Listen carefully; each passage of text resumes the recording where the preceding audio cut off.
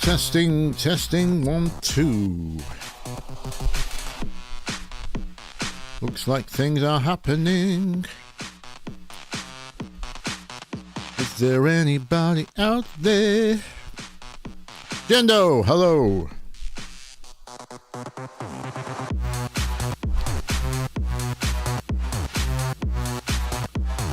Congratulations, you're first in. You get to decide what the live stream's about. Because I don't know.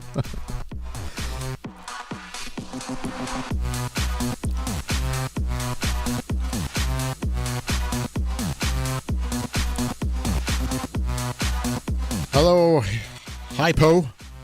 I nearly called you Hippo there. Hypo. I think that's supposed to be, isn't it? Hello, Luke. 1107. And who do we have here? Anlian? Help me out with that one, please. Anlian. Is that what it looks like? How to make breakfast really fast. Oh, you're not speaking to a cook here.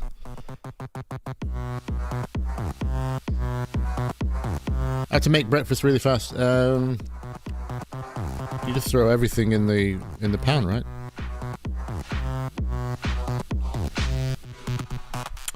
David, are you still roasting tracks? That was just kind of a 15k celebration thing. Anyone who has DM'd me has suffered the wrath of my feedback rant. And it goes like this. You don't really want my feedback because I'm not your audience, so it's not really that valuable. And also, I'm really biased. I'm really biased towards very musical tracks, which aren't necessarily... That's not necessarily the way you get success. And also, that's the other thing. A lot of people who send tracks in for roast or feedback don't tell me what their measure of success is. And that's like a big factor. Because there's a very different... You can't really judge a track in a vacuum at all. Which is why I did it as a roast, because it was kind of a light-hearted joke thing. My opinions don't really matter on the great scheme of things. Your best way of getting track feedback is release it and see what your real audience thinks.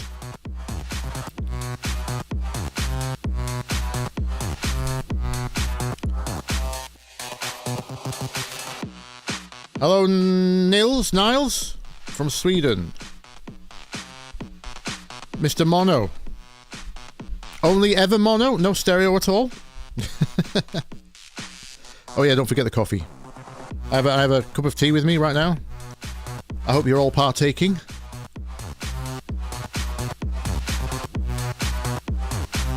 Hello, John.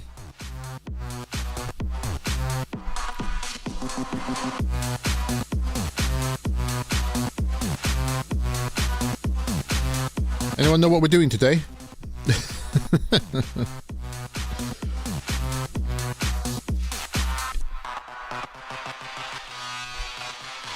Other than having a collective tea and coffee. Reminder, yeah, now's is our weekly reminder to check the mono switch. Very good tip. Hang on, let me swap screens. I'm on the entry screen, aren't I?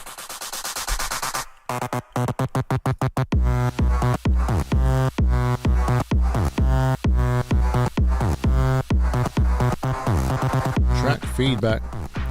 Well, I just said this to David, John. There's not really a lot I can give you there. My opinion doesn't really matter.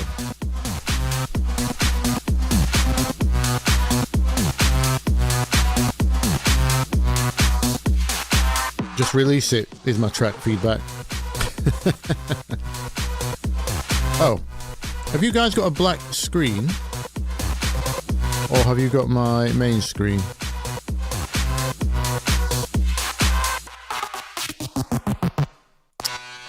Oh dear. What's happened there? That was fine a minute ago.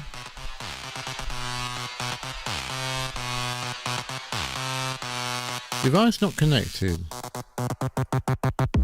There we go. How about that? Why did that change?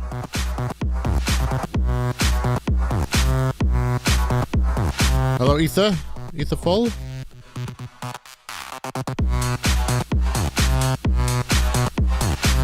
Right, your screen should update now. Cool, thank you. Black is my soul. Hello, the old love excuse. What is the old love excuse? Hello, Enrique. Hello, Bank. Hello, Alex. Cool. You can see Ableton, great.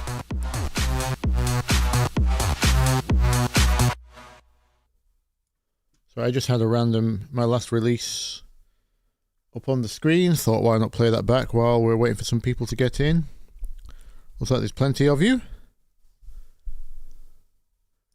Actually, while it's on screen, I can show you what I do for the release. You can see. Hello, Tekken.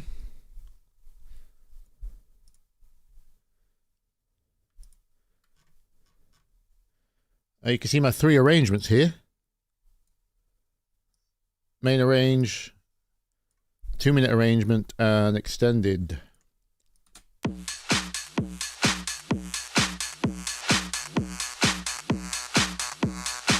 If it's a club track, I'll usually start with the extended.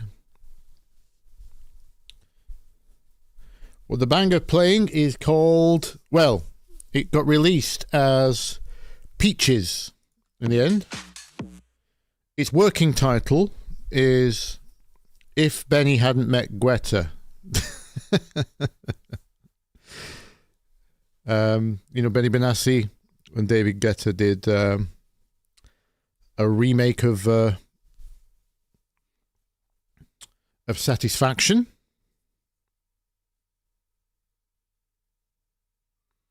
And I didn't like it. It was too getified, if that's a verb. I thought it kind of missed some of the magic of the original, so that got me thinking. You know, I've never actually dissected Benny Benassi's Satisfaction, and I was just playing around with filters and saw waves. Basically, how much automation can you do to one sound? Look at these automation lanes here. There's about 15, 20, something.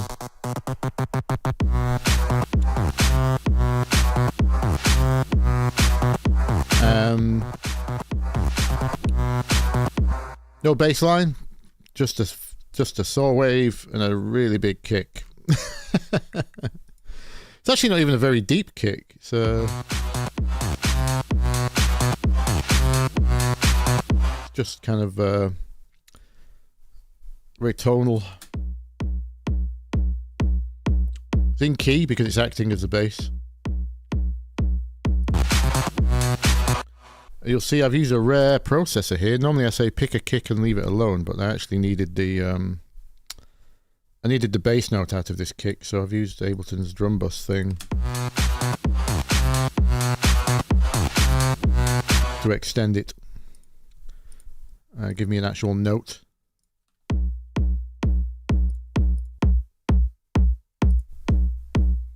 Because it did sound like the original Benny Benassi kick was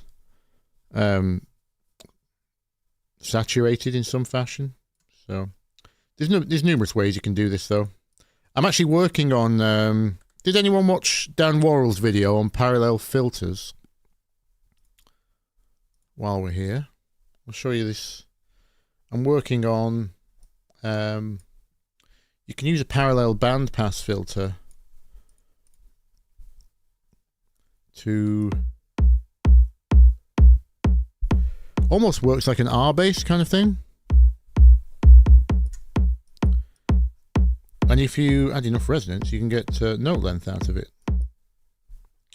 I need this on 59 Hertz for a B. I think I'm in B, can't remember where I'm in.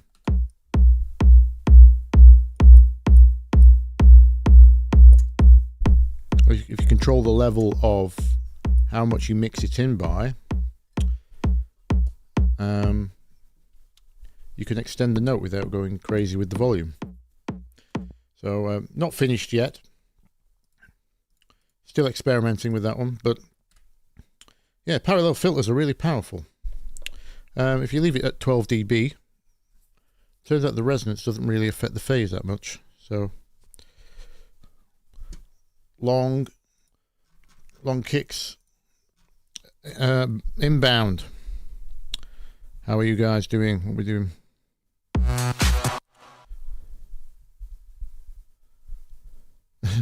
My parents use the old love excuse to screw me out of toys. I see.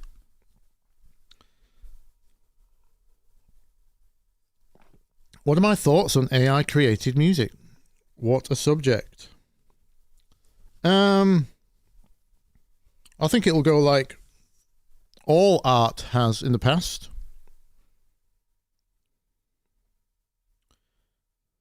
Basically, tools will always get better at making us more efficient at certain things, and humans will always be humans. We'll always do something different.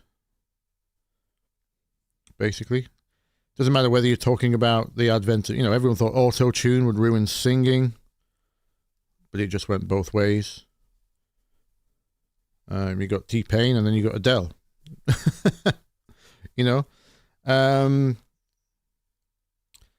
Back when people, a good example I saw recently was, I can't remember who was talking about it, but when the painters were getting so close to photorealism, just as they were kind of getting there, photography was invented. And then everyone who had been trying to achieve ultimate realism in a painting was kind of suddenly no longer valuable. And then Picasso just goes and draws everything as a square. Because you just went into abstractism. Because you can't do that with photos. So I think it doesn't matter what the technology is. We're going to have these landmark events throughout history. And it's up to us to determine whether we are redundant or not. Adapt or die, as I think it was Jack Trout said. One of my favourite artists, Nine Inch Nails, there's some great interviews back in the day of him being interviewed by naive journalists, and they were all saying, how can you make music with computers? That's no longer music, is it? All those kind of naive arguments, so if you've got a phone in your pocket and you use email instead of sending physical letters through the post, I say you've got no argument to be using technology for your own gains. So embrace it, use it for what it's. I think it's going to speed up a lot of things. I wouldn't say any DAW is perfect. I use Ableton for its speed, but there's lots of features I miss from the likes of Cubase and Logic and things like that. But so no DAW is perfect. Any help with the technological barrier to, you could argue the mastery of this technology is not where it's supposed to be at. The point surely is to take your vision and be able to communicate that to the world as an artist. And any technological barrier that gets in the way of that is an unnecessary one. So anything we could do to minimize that so people can express themselves. Because, when the robots take over all the jobs, all humans have got to be left as artists, right? You got to, anyway, that's a really deep one. But that's kind of where I am on it. I'm not scared of it at all. I'm quite excited by it. I mean, I've struggled to find great singers. AI is going to really help me there. I can release 6 tracks a week, not 3.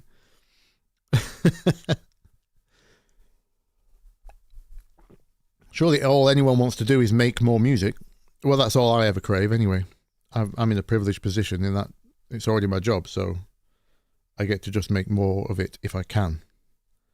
But even, I suppose, for those who are hobbyists and don't have the time, what a time to be alive. as Dr. Carahone Fagier says on over on the 2 Minute Papers channel. What a time to be alive. I love his enthusiasm. Don't know if you watch that channel. 2 Minute Papers it's called. It's about research papers on modern stuff like AI, graphics, you name it, all technological jumps. He reports on them, and he's super enthusiastic.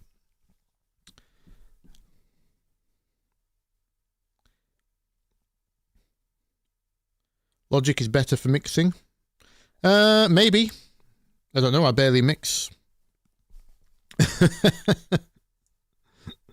I barely do any mixing now, so it just goes out as a bunch of sound selections, and I suppose I use a lot of creative effects. You look at this chain. I suppose this is a mixed decision. We've got EQ, Fix 4 by Tone Boosters has a very strange bell filter, which I love to use. Don't know why it has the flavor that it does, but it does. So that's kind of a aesthetic thing. Stereo wire, now that's probably a mixed decision. But everything else after this is very creative. Bit crusher, filters, reverse reverb. Oh, and here we have the variety of sound flavor chain. Flavor chain. They're all doing practically nothing, but just by turning them on, you get probably closest to virtual analog anyone's ever achieved.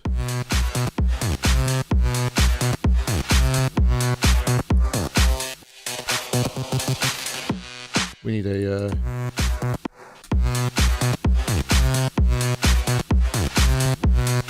I don't even know if YouTube will translate that at all. That's so subtle. That's one of those things you only really notice on studio monitors. Doesn't really matter to anyone else in the real world.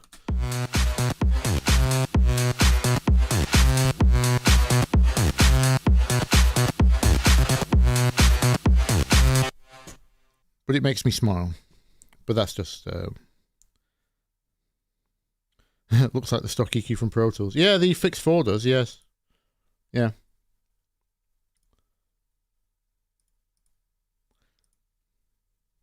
It's just a good handy... it's got all kinds of filter choices in there for... Great way of learning about EQ in general, especially coding. If you've ever tried coding an EQ, there's, I think, possibly every algorithm in there. I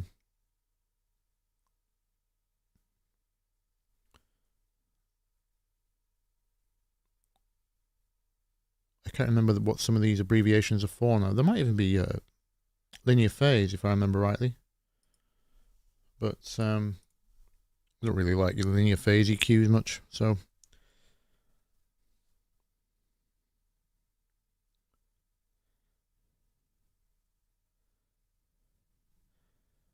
You spoke about peaks versus clipping the other day, but why would you have a limiter on master track?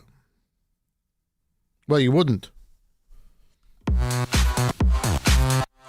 Look at my master track. I mean, we're not at full volume here, but because I've turned it down for the YouTubes.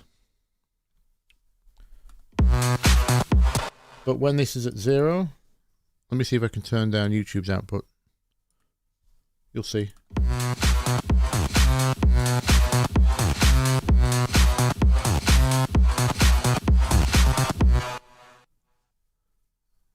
That's kind of, if I turn this down by the same amount, you should get roughly the same signal. Yeah, the point of that video was to say I don't use limiters. My master channel doesn't have them on. I have meters on there for checking things.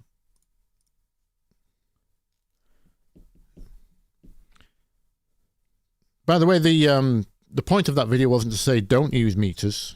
Meters are still good for narrowing down problems while you're still having, you know, trying to teach your ears things. You need to be able to correlate what you're hearing with what you're seeing sometimes. So I kind of forgot to get that bit across in the video. Don't never use meters. They're still useful. Just understand their limitations. But that's all that's on my master bus. This is for checking below 80 hertz, what we call the club toilet test. Usually versus a reference. You'll see my references at the top here. Obviously, I've got Benny's Satisfaction. I also I wanted to check Flatbeat, Mr. Oiseau, the French master. Mainly just for fat sounding saw sounds. Who asked about the clipping? Remsua. I'll call you Rems. Sorry if that wasn't made clear in the video. Didn't I use that Soviet looking? Oh, Limiter number 6 by Tokyo Dawn. No, I don't. No. I showed that in the Waves video because that's probably the best free limiter I've heard.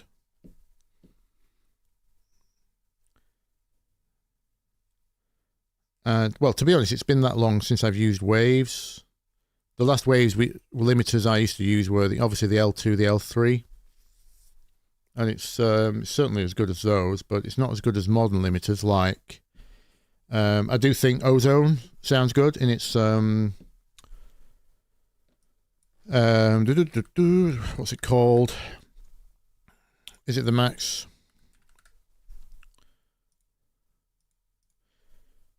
Yeah. I'm still on version 8. I think they're on 10 or 11 by now. Yeah, in the modern IRC4 modern mode, I think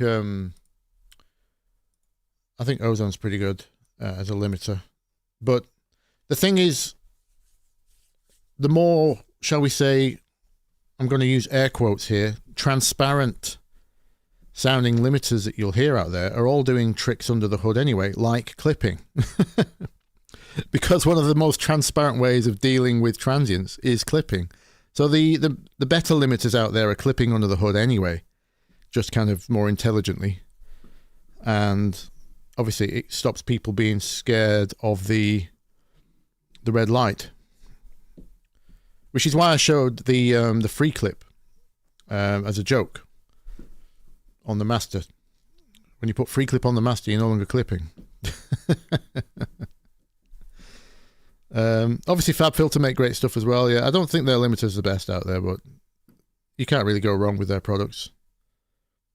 It's certainly not bad enough to stop you getting any less streams. Put it that way. But no, Rems, I don't... yeah, Vlad number 6, Vladislav. Great coder, by the way. Him and Fabian over at Tokyo Dawn are some of the best audio coders I've ever witnessed, I think. So yeah, no, I just don't have anything on my master track. It goes out. It goes out as I mix down at 16 bits. Leave the dither on, as Ableton's default dither is a really good dither called Power R3. And it's I don't know if that's actually the default, but it has that option in there. That's the renowned dither algorithm, and it's absolutely fantastic for most purposes. So I just leave it at 16-bit, gets sent to the shops, the stores, the streaming platforms. That's how it goes out. I let it... What does the Waves clipper do? I've not seen the Waves one. Have they got their own clipper? Well, I presume it clips. I don't know what's bespoke about it in any way. Let's have a quick look.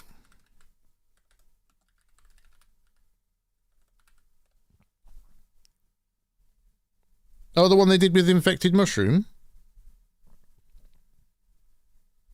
Pusher? Or do they have... Or the Talk plugin? They don't make a plugin just called Clipper, do they? Oh no, Talk is the tuning of drums. Are you talking about the Pusher?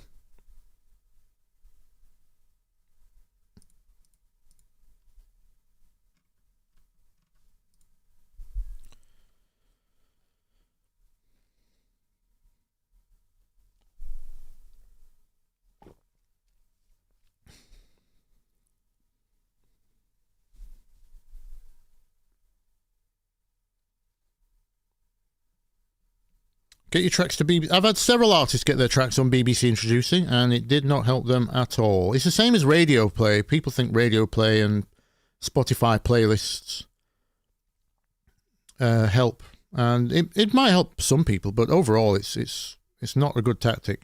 It's the same tactic as advertising. If you've not already got an audience or a reason for people to find you, getting one track artificially boosted by shouting about it on a certain platform that isn't necessarily the platform of your audience, that's the other thing. It has to line up with your audience in a very succinct manner.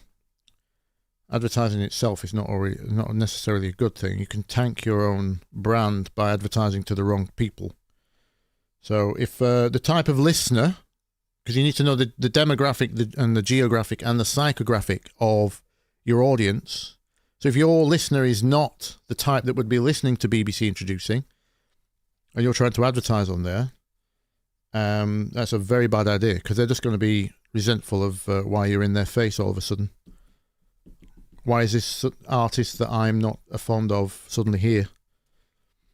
That kind of attitude. So it has the opposite effect. So you have to be very careful. You can't just say BBC Introducing is great for people. The BBC's going on, downhill for the last 15 years anyway, just like the record industry. So I wouldn't recommend. Why 16-bit and not 24-bit? That's just because what the stores were recommending at the time. I think they take 24 bits now, but to me it doesn't matter, really. I think Tidal requests 24-bit, but I've seen Tidal put MP3s up as well, so, and then pretend they're high res. So I don't really trust them anyway. 16-bit's just kind of the traditional, that comes from the CD era, to be honest. We used to, 16-bit's still fine. 16-bit dithered gets you over 100 decibels of signal to noise ratio. That's way more than, unless you're making really, really detailed classical and jazz that has tremendous dynamic range and extremely quiet sections. 16-bit is absolutely fine. You're not losing anything. Not in this kind of music at all. Not with, like I say, a good dither anyway.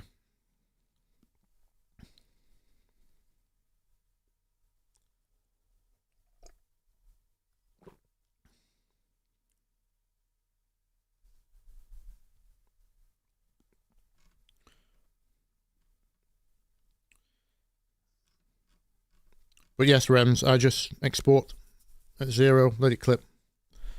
That's fine.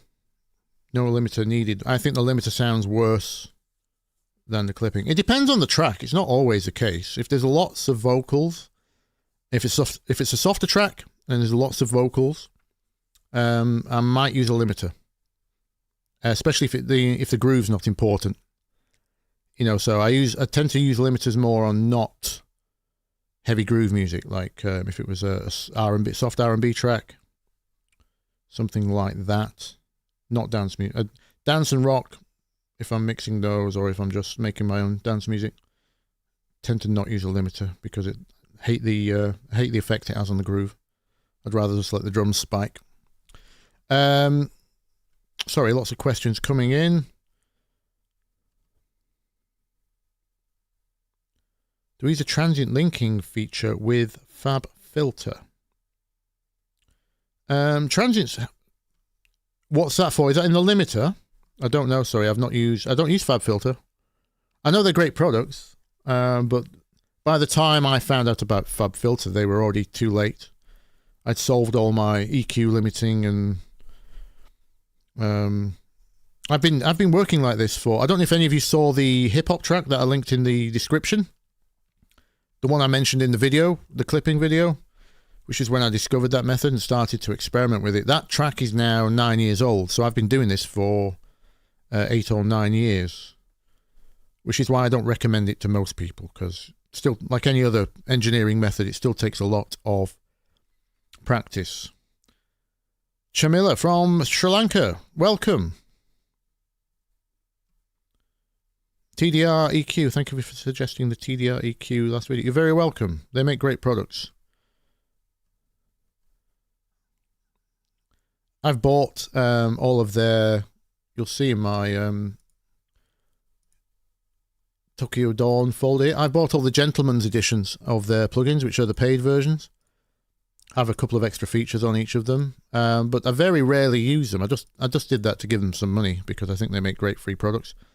I mostly use the free ones because I can then share the sessions with other people that don't have. That's another great reason for using free plugins is you can easily share your sessions with your clients and your peers, and they don't have to own all the same plugins as you. And you don't have to do that awkward thing where you freeze tracks or have to freeze tracks just by second guessing that they don't have the plugin.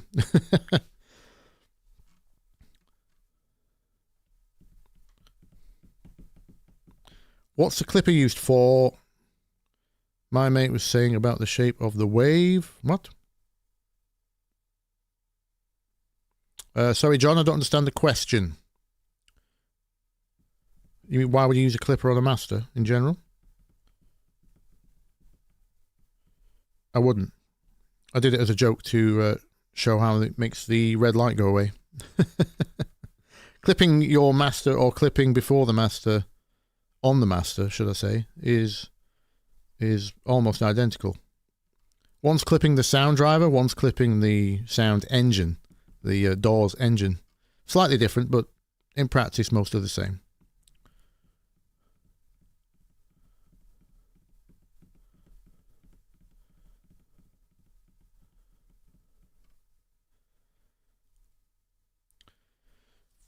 Better go to labels.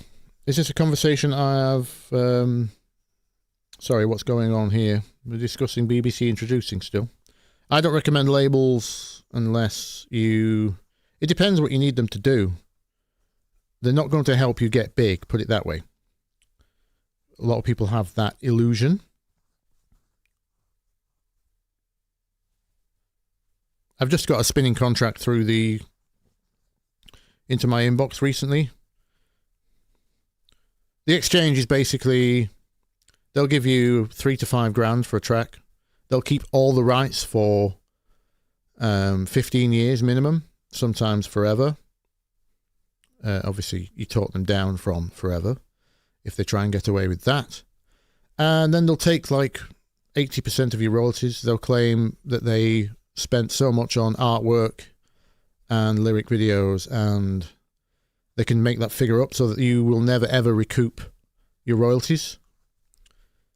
So basically, you're just giving your rights away for 15 years. So unless you know there's a live circuit that spinning contribute to, that you could DJ on, and you would get favor from that label, and a chance of getting on the live circuit, that's why I would use a label. But they can't help you break as an artist. Not anymore.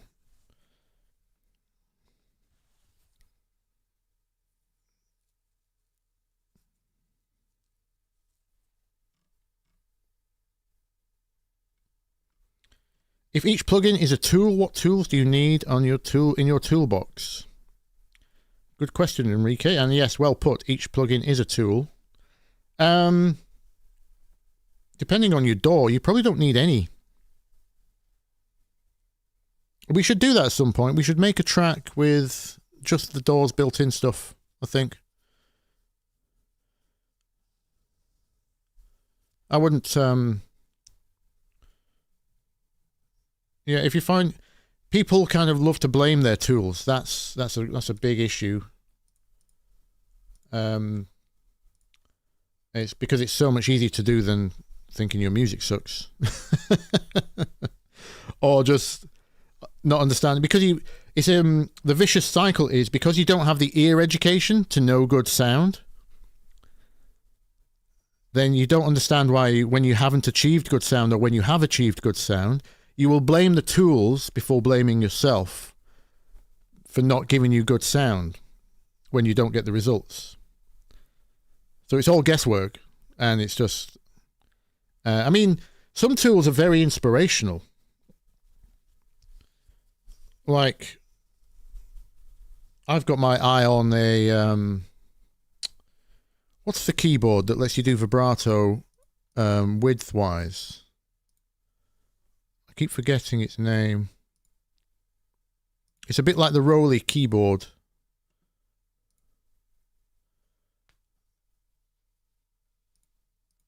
Oh, it's by Expressive.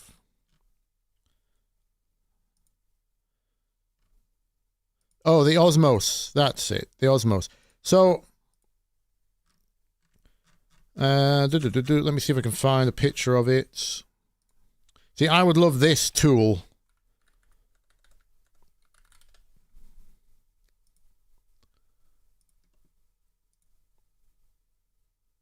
It actually looks very basic. Have you seen one of these yet? It's an MPE controller. You know, MIDI expressive controller. You can actually wobble the keys widthways to get a different kind of obviously you can set that up to do whatever you like. Could be filter, could be pitch. It's all mappable to whatever. It's actually got a built-in synthesizer, which is not what I want it for. I wish they just made this key bed on its own without the synth. But the reason I want that tool is because it would inspire me to make music in a different way. Not because I think it's going to get me any more streams or solve any core problems with my sound, right? So I think that's an important mentality to... I hate rollies. No, sorry, Jeremy. I know everyone's going to suggest, why not get the Rolly? But have you ever played one? It feels like playing a keyboard with a rubber glove on, and not a good rubber glove, like a really grippy, hard to play rubber glove. I don't like the feel of Rollies at all. I've been in a few shops and tried them, and don't like them. Don't like them. Sorry, Rolly. I'll unless you can convince me with a free sponsorship. I'll probably not be an ambassador for the Rolly anytime soon, I'm afraid. Wiggly keys. They should have called it the Wiggly keys. Ether, yeah. They should have. But regarding tools, yes. Just as long as you don't blame them. Every door comes with good enough tools now. You see, the other problem with modern internet advice as a whole, shall we say, is if you're younger than, 20 odd years old, all of this debate about this EQ versus this EQ, or this compressor versus that compressor, or this synth versus that synth, all that's going to seem like life or death. Like essential kind of. But when you understand where these tools come from and what we used to not have, certain tools were essential. You could not use your DAW's built-in EQ. They sounded awful because computers weren't powerful enough to run a good sounding EQ, or certainly have one available for every track. So in 1995, 96, trying to use Cubase's EQ and everything had a very obvious cumulative effect of what we called digititis. Because there just simply weren't enough bits, there weren't enough decimal points to not have rounding errors, which caused digital distortion. And digital distortion is a very different beast to analog distortion. So it was you would hear for a good 10, 15 years while the crossover to digital was happening, that analog was still the better choice, because early digital sounded pretty bad. Obviously, some people used and abused it to its advantage, but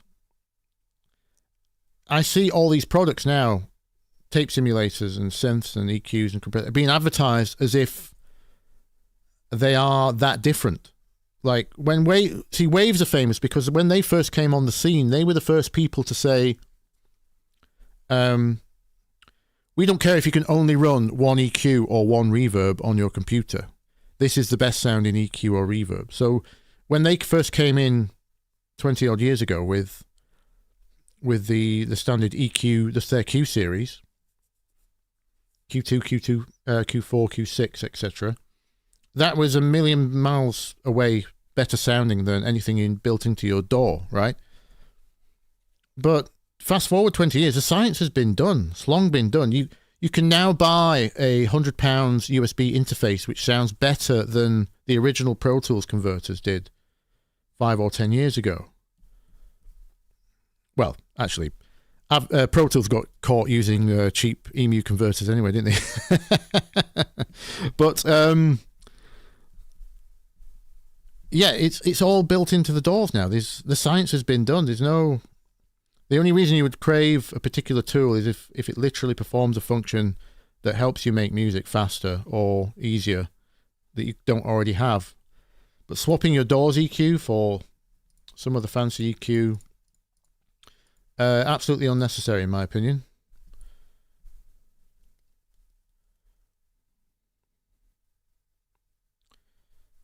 Yeah, so Dan Worrell said it best. We all know Dan. I have to nick all of his sayings because I came to the game later than him, so I just nick his phrases. But he said in I think it was in his video about the analog console magic, or the fallacy of it anyway, that use your tools, don't blame them. And I just could not put it better myself. Use your tools, don't blame them.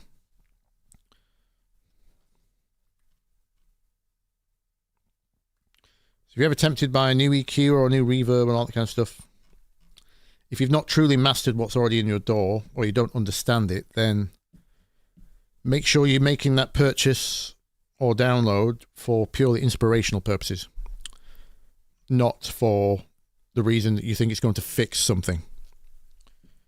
Because if you can't perform a professional track with the inbuilt tools, then your ear education still isn't there.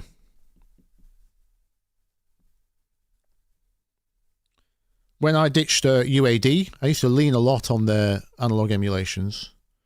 I spent £8,000 on UAD plugins back in the last studio I used to own. And I think Cubase 8 came out, or Cubase, can't remember which one it was. And just to quickly get my head around what the new features were in the DAW, I loaded up an old session, deleted all the plugins, and just tried to mix the track with everything built into Cubase. And it came out better than the UAD session simply because I had fresh ears. It got nothing to do with the plugins. That's another thing you have to understand. If you get infinite tries at something, you will take infinite tries at something, and you will always make some improvement or other. So another part of being professional comes down to picking a time to say it's done, because it will never be done otherwise. You just have to make your own deadlines sometimes. Beatport sounds like a toilet. You mean the streaming, the output of it? Yeah, it's pretty bad. But obviously they're operating on the Beatport are like an old school record label, aren't they? In the sense that they think by having the playback at low quality means you have no other option to go and get it at a better quality, so you won't rip it off their website. You have to buy it. It's a way of trying to, quote unquote, force you to buy something, which is obviously got nothing to do nothing to do with why you're on Beatport. You're either going to buy the track or you're not going to buy the track. The output, it's deliberately low quality, as is SoundCloud's not very good either. Sometimes YouTube's okay.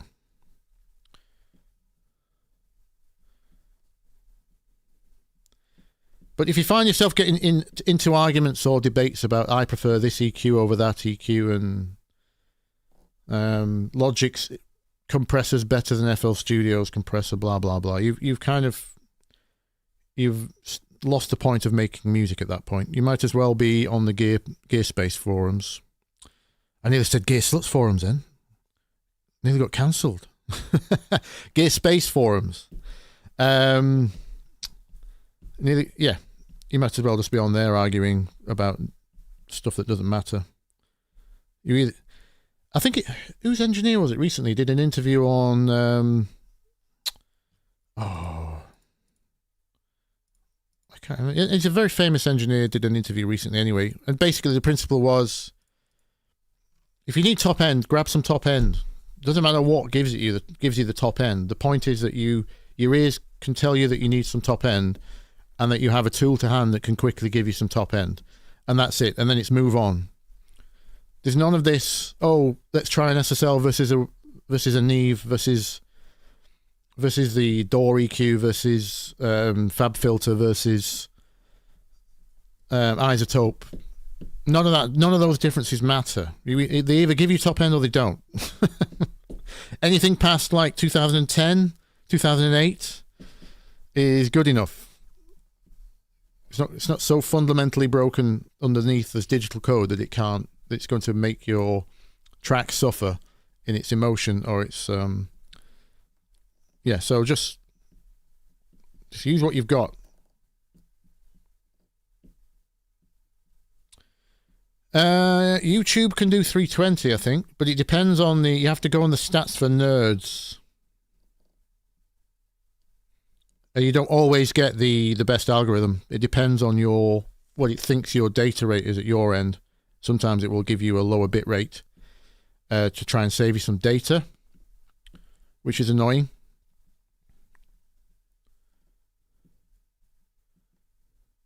But I find the algorithm used on it's still an MP3 algorithm. It's still lossy. Obviously, it doesn't have much above 17K, and the stereo image is compromised, as with a lot of MP3 algorithms. But what's on the topic channels tends to be fine, I think. Hello, Freaker. Thank you. Yeah, what you get on the official artist topic channel.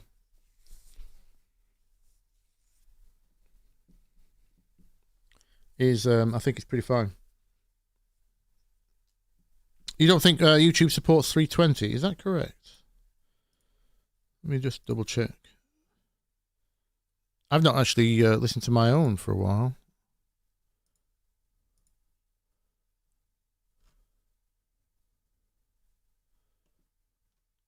What does this play back as? Whoops.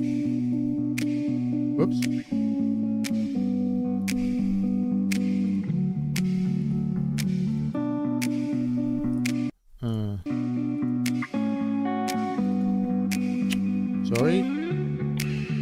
Where's the menu gone?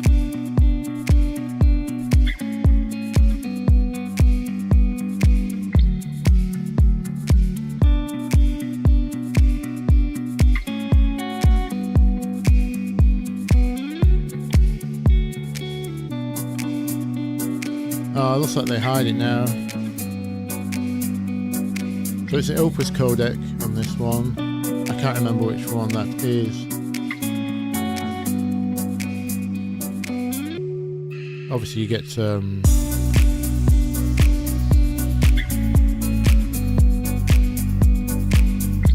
let's see what it says. Not that this matters again, I think we've got lost in the numbers.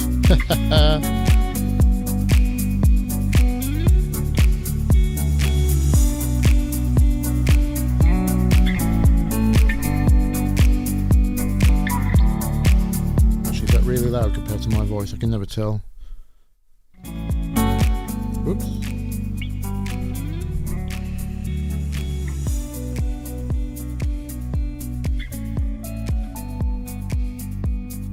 No, I can't find a reliable source for that. Oops. You might be right though. This doesn't sound like 320. Although I'm not in my proper studio, I'm at home right now. But I can hear the what I call the space bats at the top. Usually the smearing of the hi-hats. A little bit phasey. But it's fine.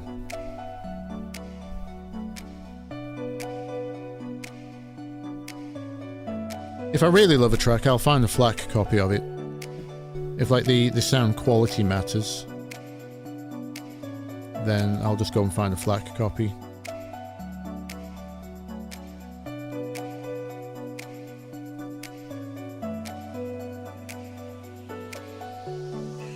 Yes, Rems, if you can get your reference tracks in WAVs or FLACs, that's best, but a lot of the times that's just not available, especially when you're working fast.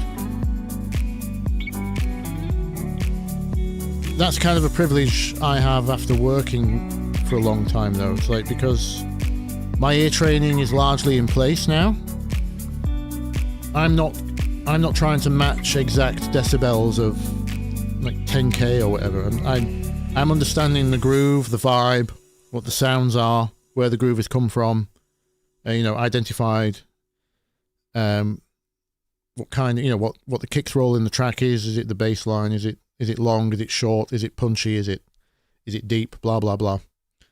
So I just match that kind of stuff. I'm not going exactly for frequencies. I try to match the bottom end quite well, because if you can get that very close to the reference, the rest of the, as a foundation, the rest of the track built on top tends to kind of be much easier. Obviously, as long as you're in the same key. You need to be in the same key to judge bottom end usually, but or a similar key. So yes, in that sense, I'm not really that precious about whether the I can hear the MP3-ness of the hi-hats in the reference, because I'll know what type of hi-hat it is anyway. So when I use my own, I don't have that problem, obviously. Obviously, that's an issue with if you're going to try and use like things like EQ matching as well. You can't do that with MP3s usually. Some of the lame encoded 320s sound pretty good. I've been fooled before by a 320 versus a WAV. But my left ear can't hear above 17k now, and my right can't hear above 17.5 or something. So in the super tops, I'm oblivious to the heavier artifacts anyway. I can hear the transients disappear. Python tool Nicotine Plus is pretty useful for finding FLACs. Thank you very much. I shall make a note of that.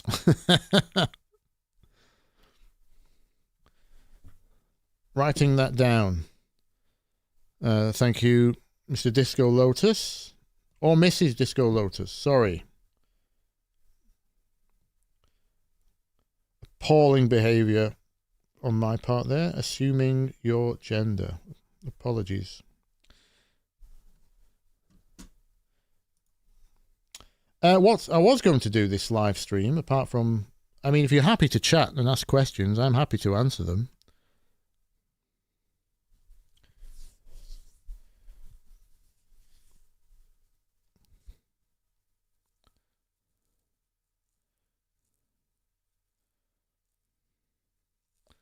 Enrique does have a great question. What's my storage strategy?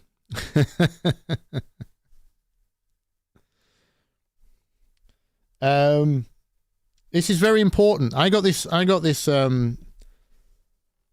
dialed in very early in my career, and it's got me a lot of accolades from peers, because when you work as a jobbing engineer, your worst nightmare is receiving files called final. Final.wav. So, you will see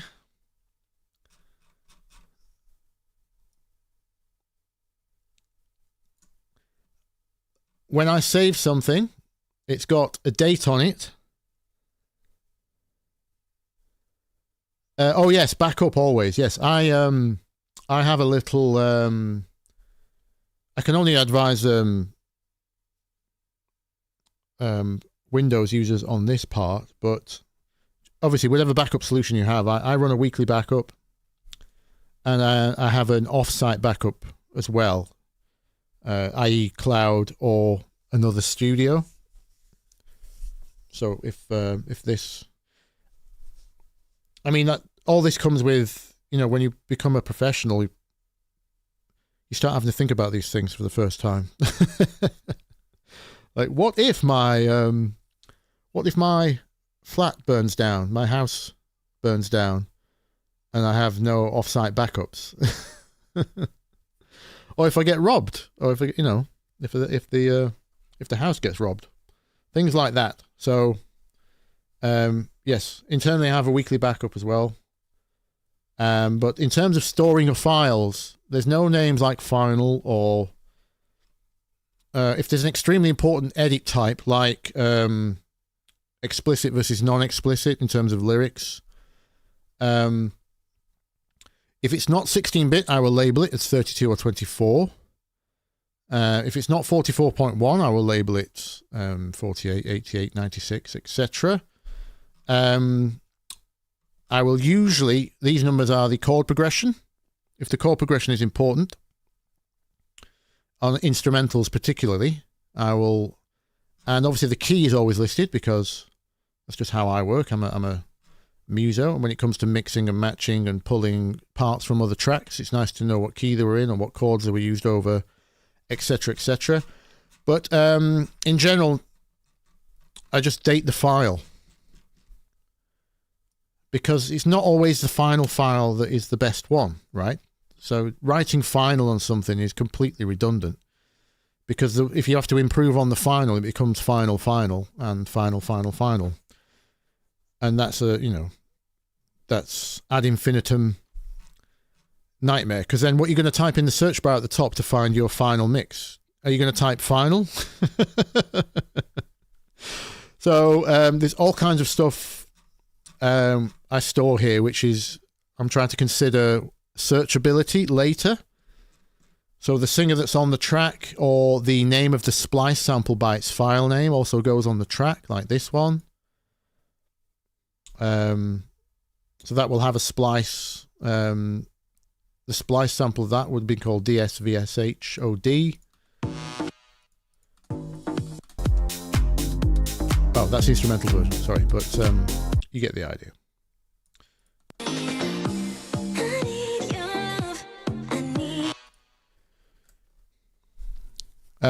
Chord progression 1, 3, 4, 6. That was done on the 25th of July this year. And so on and so on and so on. So, and obviously what type of edit is it? Is it the short edit, the Spotify edit, or the extended edit? I've stopped calling them radio 8 years ago when Spotify took over radio. Final V12. Yes. But yes, just pick a naming scheme and stick to some kind of system, and make sure it's searchable in the future. I have been, I've been hit up by old artists that I worked with 10 years ago, saying, do you have such and such a file or track or master or pre-master or stems? And I have them here. I have a series of hard drives, some of them as much bigger than the modern ones. Remember the ones you had to plug into the wall? I've got a series of giant hard drives back there, which is my backup. I only guarantee a local backup for 2 years to my clients, because I replace my drives every 3 years, especially if they're mechanical. Any mechanical drives, which are, I'm still buying mechanical drives for backup because they're cheap, obviously, but I'll replace those every 3 years because they do have a chance of failing after that. It's very rare, but yeah, I guarantee a local backup for 2 years, and then I keep an old hard drive with 1 copy of everything. So I've still got stuff from 15 years ago here somewhere in some form, even if it's a Cubase project, because I didn't use Ableton back then. I'll still have the Cubase project. And if I did the final master, I'll have the final master. Do I have copyright problems with melodies from Splice? Rarely, but sometimes yes. If you saw my video on why I can't release free samples, I kind of covered it a little bit there. So what's supposed to happen when you upload a song to any label or streaming service, or basically when it's finished and it's going out there, you're supposed to declare any samples, even if you have full rights. Obviously, Splice samples are what we call non-exclusive because more than one entity can use them. So with a non-exclusive sample like Splice, you're supposed to declare that to your record label or streaming service when you upload. And in fact, distributors like DistroKid these days actually will not let you do YouTube Auto ID if you have used non-exclusive samples like Splice, because they're sick of auto-flagging them. But it's the artist's responsibility to declare that, because if you don't declare your non-exclusive sample upload, what happens is your record contract is typically, it's assumed that whoever pays for your song, say a record label buys your song, doesn't matter the amount, that contract is, the label then assumes all ownership of the contents. So if everything in that track is not completely of your making, you have to declare that, so then the record label knows they don't own everything in that track, right? Because what's happening now is you can set up a record label in 5 minutes and do your own uploads. Not that takes 5 minutes, but some people do, and they just don't know about sample law or sample theory or sample etiquette. And obviously it's different in different countries. I'm talking about the UK and the US here, mostly, because that's all I have knowledge of and experience in the legal side of things. But if you upload and don't declare, the record label assumes ownership of everything within that recording. Everything embedded in that recording is now theirs. So they upload to the streaming services. They claim they own everything. So then when YouTube's Auto ID flags a melody, doesn't even have to be exposed anymore. The vocal, for example, could just be embedded in chords and drums and stuff, and YouTube will still spot it. If YouTube's Auto ID thinks, because the first person that uploaded it was a record label that claimed ownership, if YouTube's Auto ID thinks that they own it, it will flag yours, and then you have to get into the whole debate about you have to appeal it, obviously. The record label will then deny you because they don't believe you, because you're not anyone they've ever heard of, and you don't have a minimum of £30,000 to take them to court to prove otherwise. So they'll just say, so YouTube don't get involved either, by the way. They can't legally, or else that really gets messy if YouTube gets involved. So they just pass you to the record label. Your appeal goes to the record label. You say, hey, you don't own this sample. It's a Splice sample. The record label ignores you, says, go away. We're still keeping the demonetization or block on your song or whatever. Then you have to appeal again.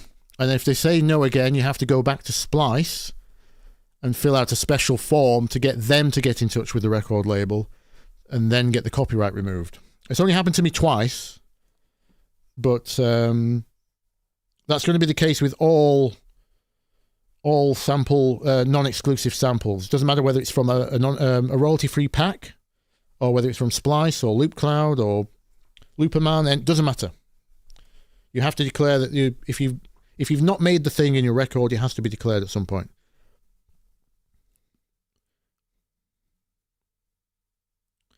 Yes, royalty-free means you don't have to pay them after you've bought the samples or bought the subscription. It's got nothing to do with owning. You still don't own the recording of that sample. And in some cases, you don't own the publishing.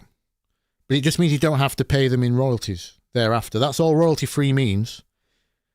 Now, every pack that lists as royalty-free will have different terms and conditions. So I can't globally say for definite what that royalty-free sample pack allows you to do and not do. Like some of them dictate that you're not allowed to use them in computer games and only in commercial songs, stuff like that. There's all kinds of clauses royalty-free is not necessarily one thing. There's lots of different types of royalty-free, but it means you don't have to pay them royalties out of your recording or compositional royalties or your performance royalties. In the UK, we have 3 royalties, right? We have your writing, your composition. That's what normally a publisher collects your royalties for. You have the recording copyright, which is that composition on a recording as it gets mixed down or whatever. That the file that contains that composition is the recording. And then there's a performance copyright in the UK, which doesn't exist in America for some reason, which covers the people who played on the track, performed on the track.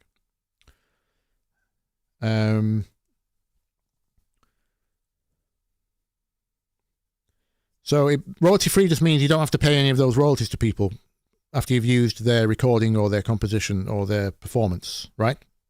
I hope that makes sense. It doesn't necessarily give you ownership. It's like how everyone thought NFTs was the photos of the monkeys. I know that's one example, but everyone thought they were buying the monkey, the exclusive monkey photo. But no, you bought the receipt, not the JPEG, right? Very different things. That's what you were buying with an NFT. You were buying the receipt. So your license isn't necessarily what you think it is. You need to check the specific terms of every service you use. But regardless, you will always have to declare. If you didn't make the thing on your track, you're supposed to declare it.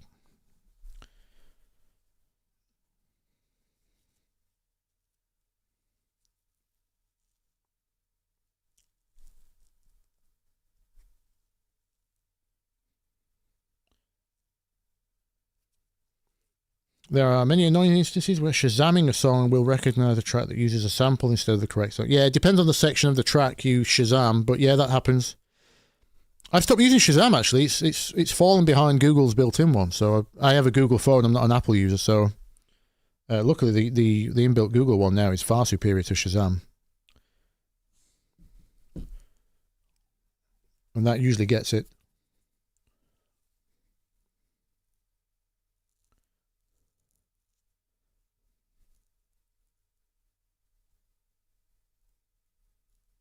Yeah.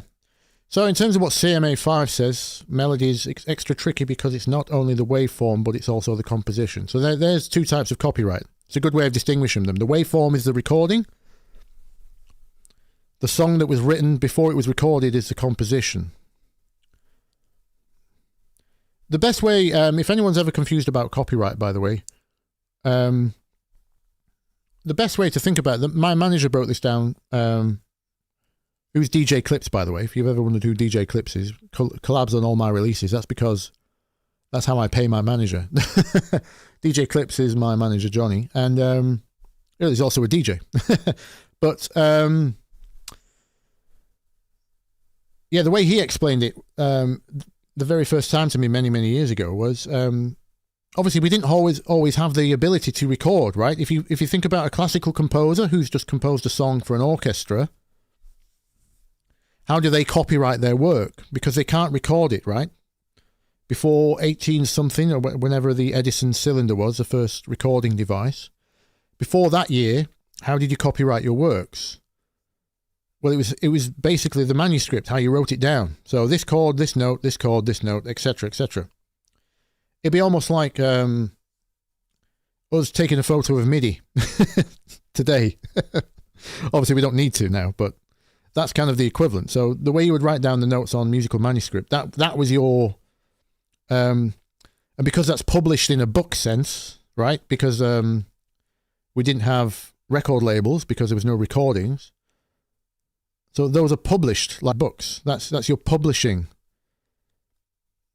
And the sale of those published books of your manuscript, your notes and your chords, your composition, that's your publishing royalties. And they still call it publishing royalties today. So that's one of the easiest ways to think about it, because obviously when recording came along, that brings a separate complication. What if you aren't the composer? What if you're not Beethoven, but you want to record a Beethoven composition down onto tape, vinyl, wax cylinder, any of those formats. So who owns the copyright on the recording now? Because it's your orchestra or your band or your voice on the recording. It's not Beethoven's. Who owns the recording? So it's whoever paid to have the recording done is typically how it works out. So that's the second copyright, is the recording that goes down. Whoever pays for that, that's who owns the recording. And the composer still gets paid because it's their composition on that recording. So there's your main two copyrights. There's other ones as well, but you don't really need to worry about those until you're getting into the nitty-gritty of, video is another one. Music to video is called a sync. That's its own copyright kind of thing. And then we also have this performance copyright in the UK and some other countries, which is for the people who played on the record, the performers. And that's confusing in America because they call their performance copyright their recording copyright. So easy to get mixed up. A lot of the terminology is blurred over the years. Like you still hear terms like mechanical copyright, which means recording. But as long as you separate it into the composition, the song writing, versus the song recording, track recording, song track, whatever you want to use. Two different things. Those are your two main copyrights.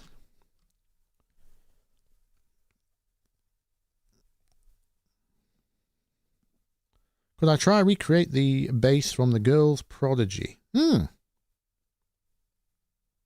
done the lead before, but is that the right one? Am I thinking of the right lead?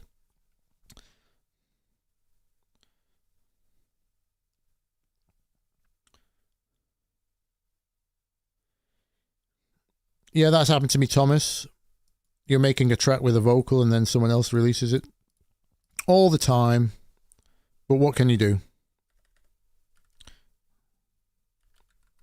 I have tracks out there and people have pointed to tracks from 3 years before mine that had that vocal on. Because I don't necessarily sort by latest. I'm looking in certain genres, keys. Let's find this. Someone did ask about how do I approach sound design earlier. So what better way than have a quick go at this? I'll show you my method.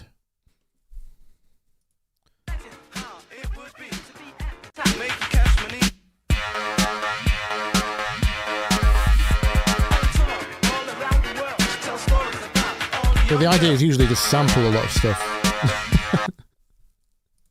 Have you any idea how big Liam's record collection is? That guy was into everything.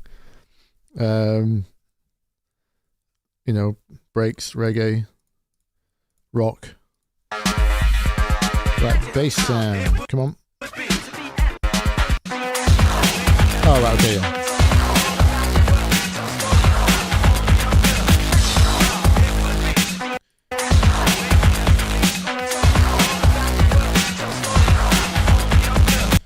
Yeah, that's going to be heavily dependent on the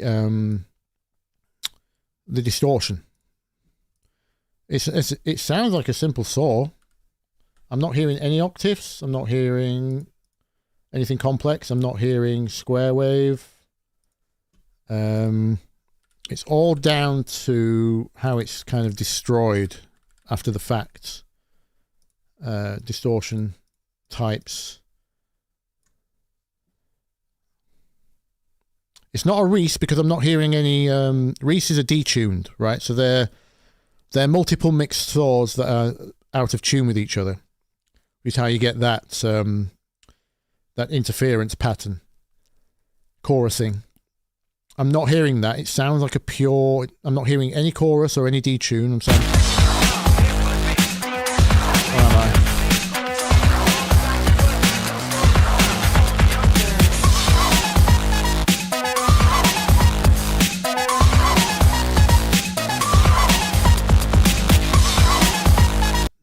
mean, knowing them, it could be a bass guitar sampled, but it sounds pretty. I mean, you can already hear how close a saw is to that, right? So it's not. We're in Frisian, I can tell. G sharp Frisian. Chord progression 1 3 2 1. If you want to call it a chord progression, it's more just like a bass hook.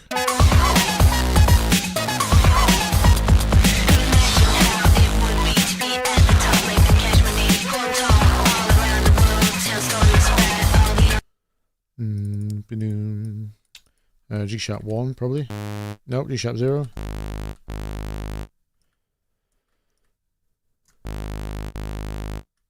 Let's just. I think literally it's. I'm not even going to touch. We might need some noise. There's some kind of stuff on top. What I'll be tempted to do is send some noise to a bandpass filter on a second filter here. Whoops.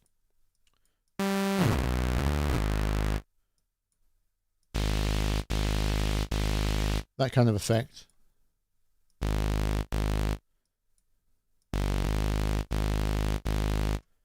And then it's a case of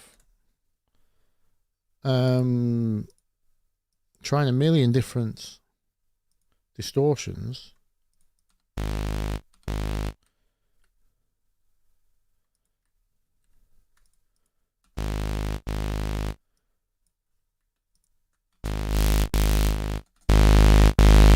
And also, very important, you might need to manipulate frequencies before and after distortion, because you want this to react in different ways, and that's very unpredictable. What happens if I poke the mids before the distortion? You get that bark.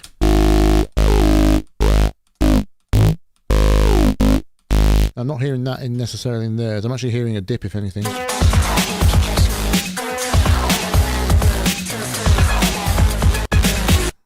It doesn't sound like it's reaching all the way to the top either. It sounds like it's been...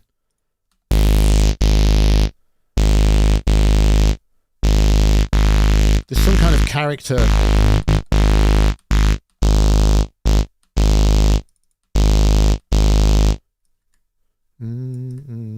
I'm in the wrong tempo here, obviously. Just want to show you the notes. This isn't the riff, but these are the notes. Oh, let me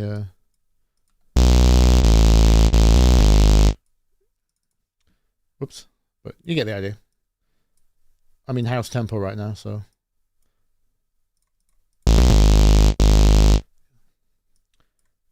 G sharp Frisian. If you don't know the G sharp Frisian scale, just program everything on the white notes from E and then transpose wherever you need to. But yeah, it's going to be something like that. Obviously, you can be there forever. Just it sounds like a much more severe. But yeah, some kind of saw bass. There's some kind of... I'm hearing some interference up top, some noise, some mess up there. And then it's a case of going through a bunch of distortions like fuzzies, guitar pedals, and manipulating frequencies before and after those distortions. You can get all kinds of interesting.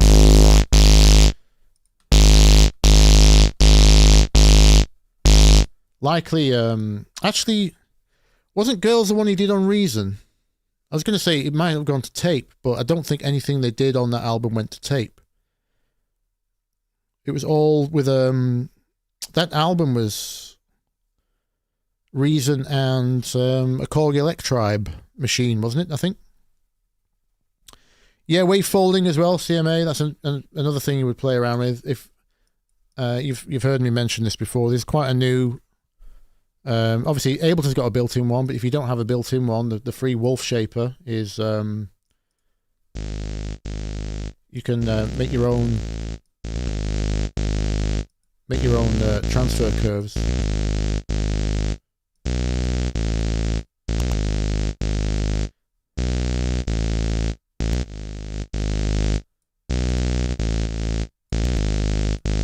You have to go absolutely mental with it though here we go. Because a saw wave contains most frequencies already, distortion doesn't achieve a lot unless you find a really wild distortion. You need to find out where on the curve you are and manipulate that.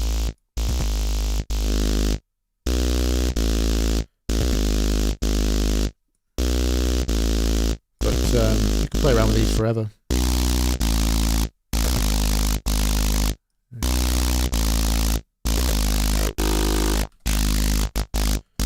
Obviously, not quite anywhere near the record, but you get the idea of the range of tones possible. If you're not interested in drawing graphs, BYOD by Chow Drew DSP is also, is a great one. You could plug in basically pedals.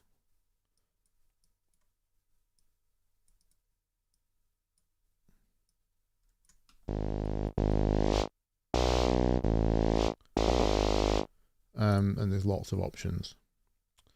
Like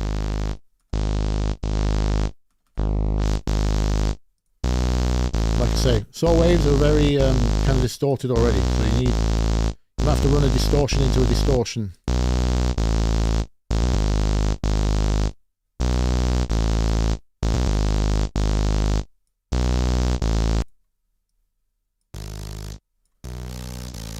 Here we go.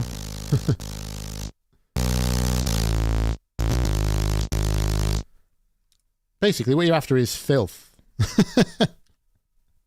You're just aiming for some flavor of filth. Yeah, I don't really know what else to tell you beyond that. But it's. I mean, that's the idea, right? You can hear it's kind of on its way there. You would get there eventually, and you would probably find another 10 or 20 cool sounds on your way to try and getting them. So, make sure to save what you did on the way before you get close.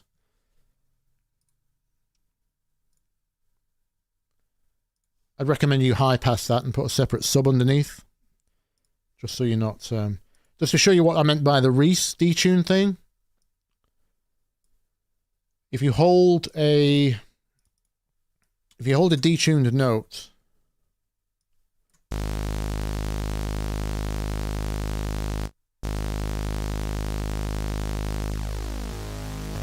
the lower the frequency, the more you're going to get.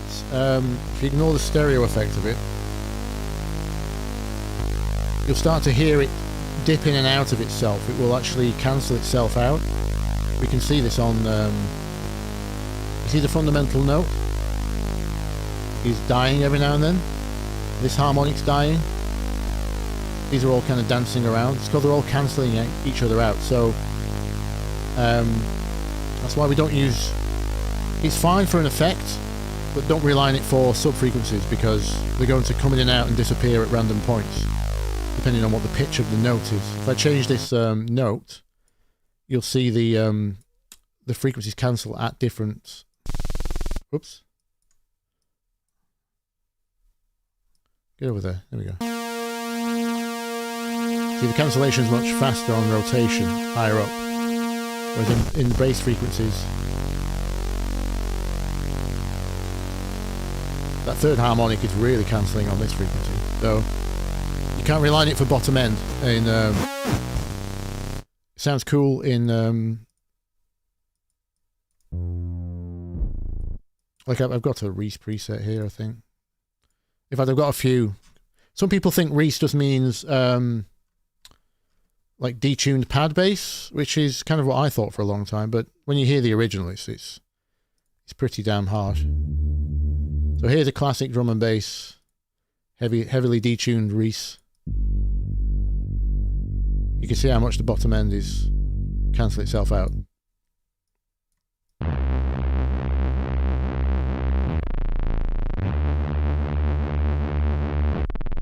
Yeah, not to be relied on for bottom end. I always recommend high pass that and put an actual mono sub underneath. Actually, if you've got Serum, you've got a separate sub output. Probably the only difference between this and Vital is the sub output on Serum, as long as it doesn't pass through any detune effects and you send it straight to the output. But I would put a single sine wave under that just to make sure your bottom end is not going in and out of phase.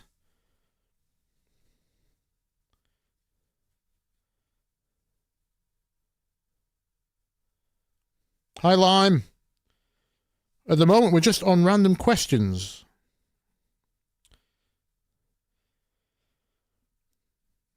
To answer, I can't remember who asked about sound design approach in general before we got the girls question, the Prodigy question. I'm still working on that video, really. I don't know how to explain the approach other than it really helps to get your ear training for all of the basic waveforms, basically. So if I initialize, when you understand what a saw wave sounds like versus a sine, whoops, no, a sine versus a triangle. Sorry, that's not a triangle. That's a triangle. Versus a saw, versus a square,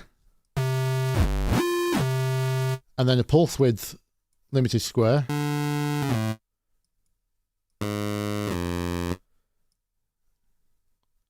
Although you could just go onto pulse width here and do it that way.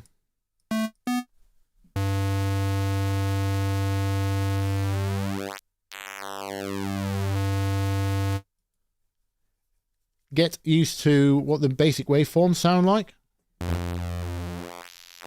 and what things like pulse width do, and sync is a good one.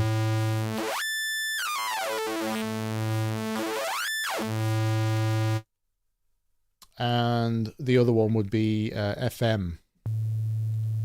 So take two sine waves, turn one down, tell one to frequency modulate the other. And as it's doing so, change its.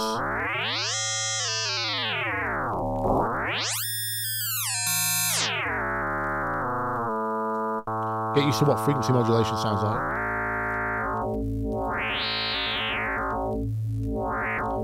Okay, well, yeah. Those are kind of the main ones. Frequency modulation, pulse width, sync. But get used to the raw waveforms, get used to what effects these have on them. When you've kind of got the hand for that, you'll get an idea for your starting point. Anything beyond that, like, see, most modern synths have these kind of things in them now. This is essentially a random waveform. That's very digital compared to a saw wave or something like that.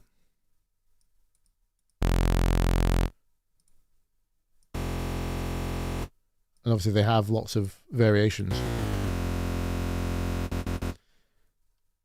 So beyond this is what I would call a complex waveform. There's a million of these. It comes with all these. Although that just sounds like two square waves to me. But basically, yeah, your starting point becomes understanding the basic waveforms, how they're manipulated, what they sound like when they're manipulated. And that'll give you your starting point. Beyond that, it's anyone's guess. It's programming the same line, and then if none of the basic waveforms get you close, then it's basically you're just going to be looking through waveforms till you get something that starts to sound close. Understanding, obviously, that whether it's filtered or not, whether it's distorted or not, getting an ear for things like that. You need to separate those processes. You need to understand whether it's been detuned or not, and the types of detune. So you've got unison detune, multiple voices, what we were just describing with the Reese.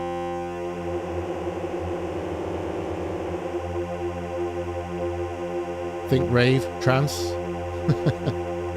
Actually, if you put this on a simple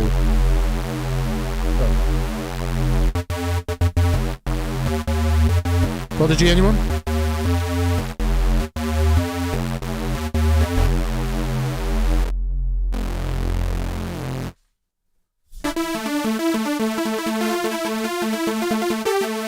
Sorry, the latency on my keyboard while I'm streaming live is horrendous.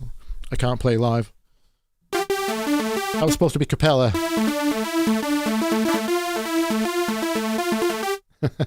But that's detuned. Not detuned.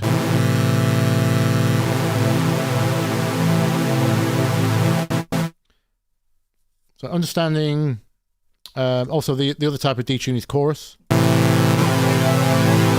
can sound very similar to most people. Get used to what a flanger sounds like.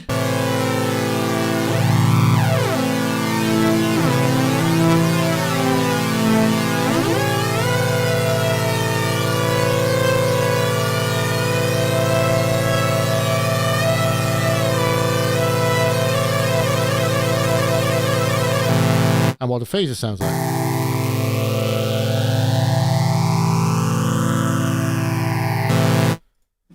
Those are kind of all your main manipulations. But yeah, it's just knowing your options basically and getting used to recognizing them. That's how sound design, in terms of recreating other sounds. In terms of making your own, there's no rules. Just start pressing things. See if you like the sound of it, go with it. There's no rules in terms of making sound design. But if you're trying to recreate other sounds, it has to start with the waveforms. You have to know what they sound like, know how they can be manipulated, know what effects might be on them, understanding whether they're in tune, out of tune, whether there's octaves in there. There's another one. Pitch alone can sound, just two saw waves an octave apart. They don't sound the way you think they would. Not in the digital realm, anyway. Remember the digital's different to analog, but there's no drift. So analog will be a bit more like this. A slight amount of drift, which almost sounds like a flanger.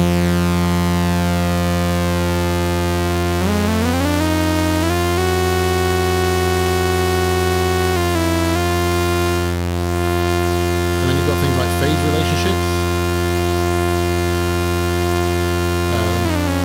Down the octave again.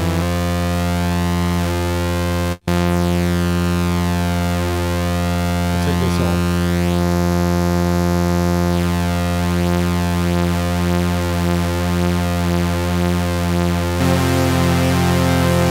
Understanding what phase does.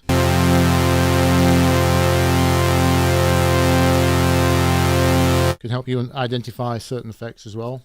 Because that doesn't sound like two octaves, right? Just listen to one on its own, and then the one above. Take the phase off a minute. They don't sound the same when you add them together. You actually get the octave above that because of the interference from the harmonics. So it's just things like that, recognizing all your permutations. Like, I don't know if you saw my video on recreating the highest state of consciousness, acid sound. I recognized there was some kind of interference on like a lower octave in there. That's kind of what gave me the clue as to how to get Josh Wink's acid sound. It turned out to be a pulse width modulation type thing, but that clue led me down the right path because I could hear that it wasn't just a simple saw wave like from a 303. that 303 had been messed with or was faulty. So, yeah. Ear training, in other words. But just a different kind of ear training. Not necessarily EQs and frequencies or understanding pitch, although there's some of that as well.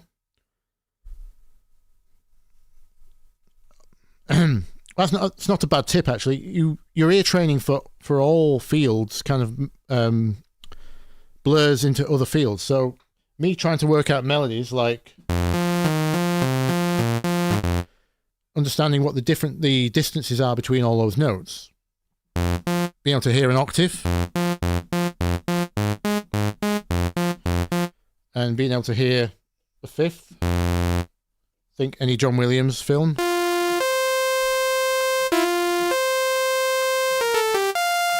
Right? Understanding an octave versus a fifth, that kind of stuff. You start hearing that all in the synthesis as well. So it really helps you with your sound design, not just being able to work out melodies. You start to hear harmonics and things like that.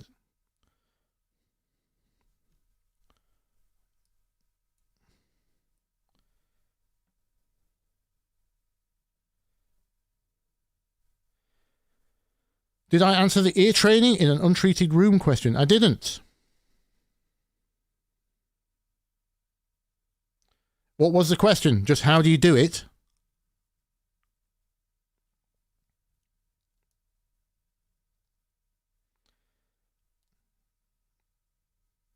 Actually, someone did ask in a comment. I left them quite an essay of a reply, which is worth. It is worth going over. Someone asked me what happens when you're programming a bass line and when it changes note. How do you stop it changing volume? Was the question. And I had to think about that one for a moment because it shouldn't is the short answer. So that points to a room problem, right? A listening problem.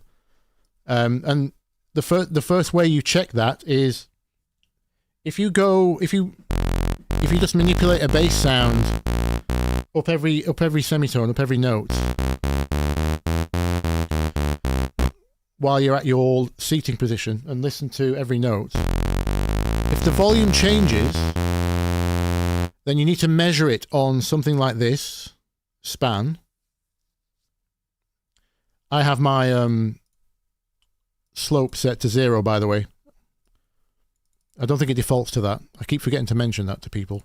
Set the slope to 0 and measure your bass sound, and it should stay, if you look at that lowest harmonic, about -6, right? If that's staying about there but you're hearing volume differences, then that is your room doing that, not your synth. So you need to be aware of that.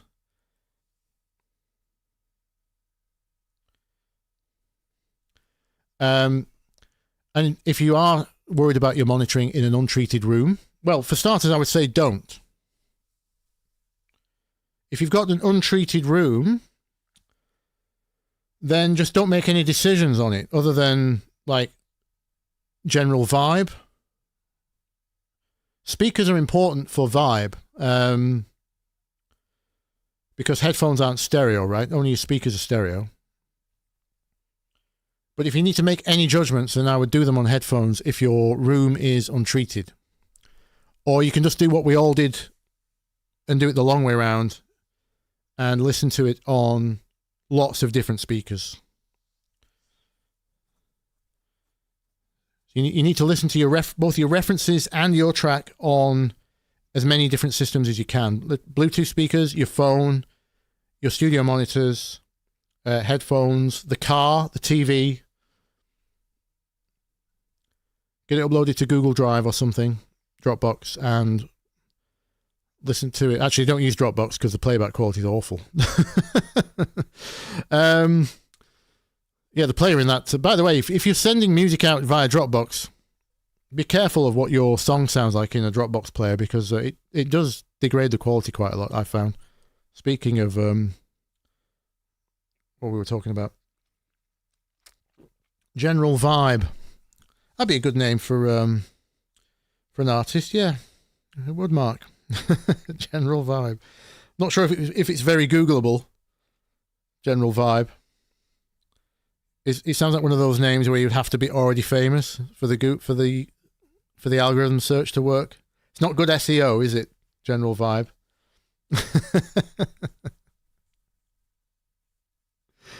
I mean, I don't like the name Bthelick. It just became my nickname.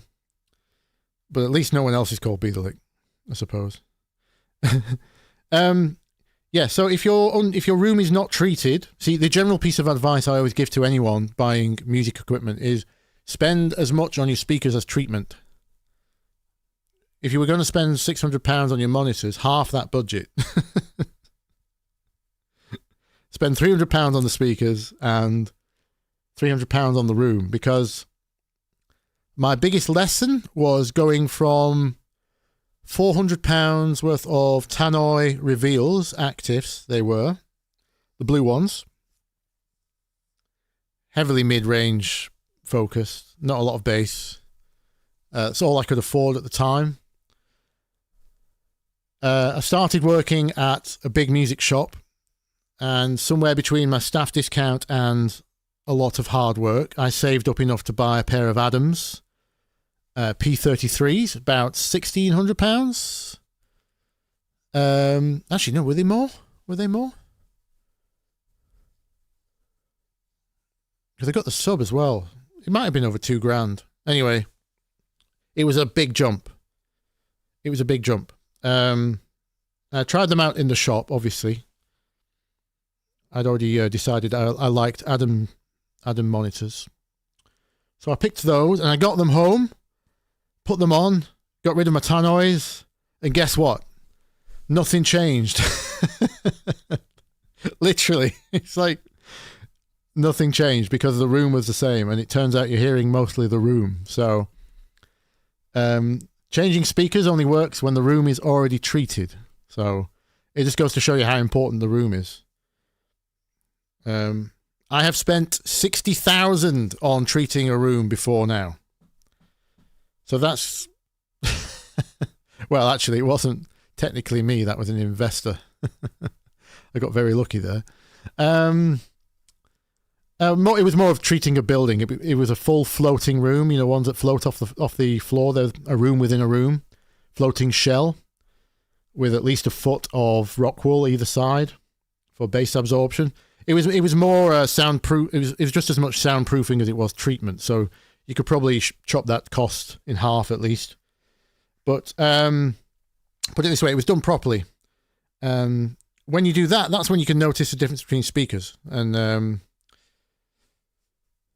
I managed to keep my Adams for the rest of my. I'm still using them to this day in the studio. So, if you are in an untreated room, just use it for vibe only. Don't do measurement decisions on it. Don't try and judge like a couple of decibels here, just a couple of decibels there. It's just like if you're trying to choose a kick drum, get on headphones. Get on some good headphones. Like they don't even have to be expensive headphones. Like Audio-Technica make good headphones from about £40, £50. I really like my Sennheiser HD25s. They're not even a studio headphone. They're DJ headphones. You can get those for about £100 these days. I think I paid £150 for mine back in the day. Another reason to buy something like a Sennheiser HD25 is it probably lasts you 10 years. Mine are at least 10 years old. Still going strong. But yeah, be very careful what you're judging on. Just be aware of the situation, obviously. If you're going to treat a room, don't use foam. Please don't use foam. Foam's useless. Acoustic foam is just expensive foam that's also useless, with an acoustic word tagged on. It's a bit like buying gaming RAM for your PC, right? Or a gaming hard drive. Like someone slapped the word gaming on it. Useless. It's the same with acoustic foam. There's no difference. It's you might as well be packing foam that they put in your Amazon package. There's no difference really.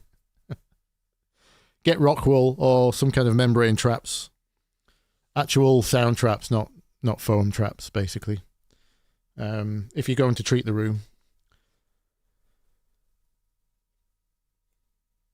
But yeah, just the point is just be aware of your situation. And if you are in a bad situation, like if you're in a square room, for example, square rooms are just really hard to work in. There's not a lot you can do about having a square room in terms of you'll have some really loud bass notes, some really soft bass notes, and that will depend on where you were sat in the room, will depend on what notes are louder than others. So you'll tend to not work in certain keys and prefer working in other keys without knowing that the room is what's doing that for you. Like, for some reason, the note B might resonate really loud. You might think that's loads of bass, whereas G is actually lower, but G cancels in your room, that kind of thing. So, again, do your bass test. Just go up a couple of octaves with a bass sound. And if the synth doesn't change, which it shouldn't, like this is just vital on its default saw wave, you could do it with probably do it with a sine wave, actually. It's, so you're not confusing harmonics. Do it with a sine wave.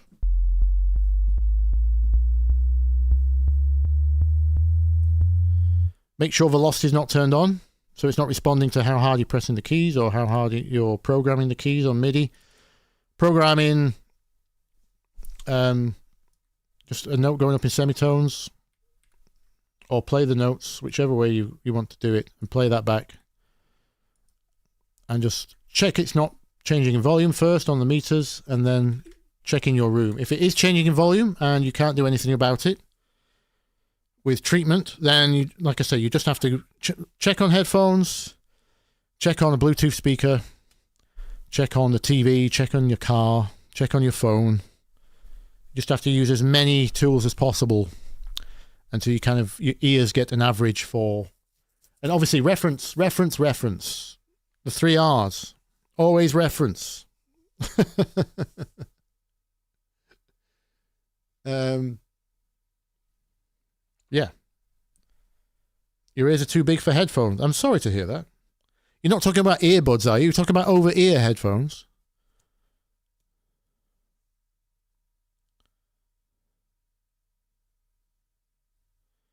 Thoughts on Adam A series? They seem okay. I've not heard them.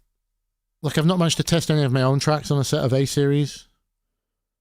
I think the fundamental technology of the tweeter is the ribbon tweeter is great, because until I started using ribbon tweeters, I would always fatigue after long sessions. Not that you're supposed to be doing long sessions, but inevitably it happens that you're working on a track for 12 hours or 14 hours in a studio session, and the Adams were the only ones that didn't fatigue my ears. I can go forever on that pair of Adams as long as I'm getting ear breaks and referencing a lot.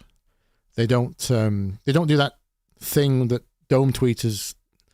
I don't know what it is about dome tweeters that make. Having said that, I've got KRKs here at home, and I think they're superb. So it's not all dome tweeters. But yeah, you should be fine with A series. You should be fine. My hesitation was because I knew the designer that I loved that worked at Adam. I think it was Klaus. He left after the initial the P33s and the S3s, that range from the early noughties. He designed those, and those are some of my favorite monitors. And they definitely changed sound after that. So the designer left. One of them went to make the other company, the Eve. There's 2 designers at Adam that left. There was Klaus. I think Klaus went to make Head, HEDD monitors, and I've forgotten the other chap.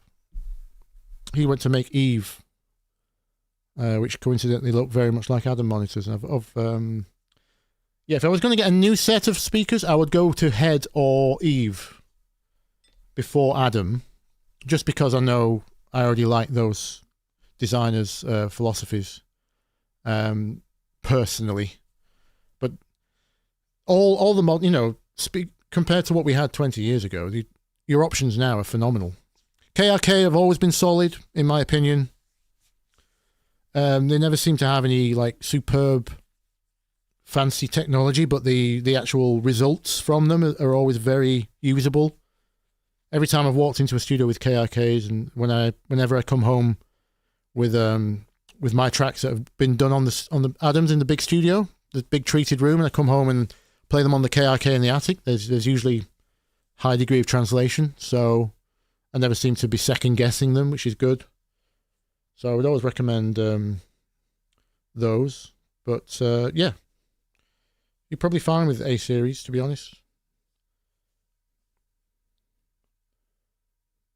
Like I say, the tweeters are great. Very very easy on the ears.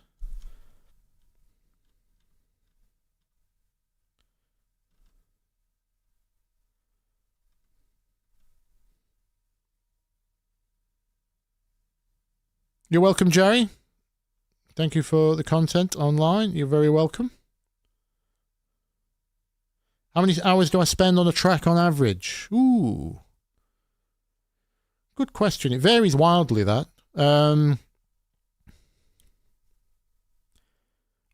I try to have the track done from scratch in around 6 hours. Preferably 4.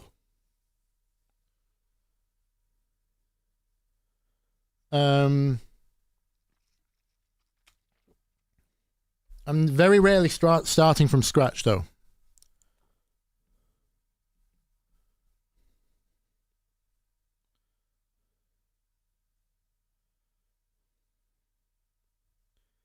Because again, the reason I work in Ableton, as I explained in my Racks video, workflow video, was I can always pull kick drums or claps or things I've previously liked or know that work in a certain key in a certain genre. I can always pull other sounds from other tracks.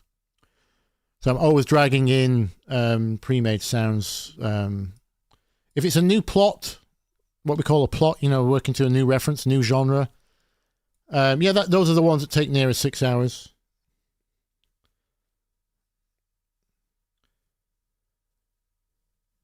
I could spend up to 2 hours finding the right drums. And if that's taking too long, we usually steal the drums so we can get the vibe of the track together.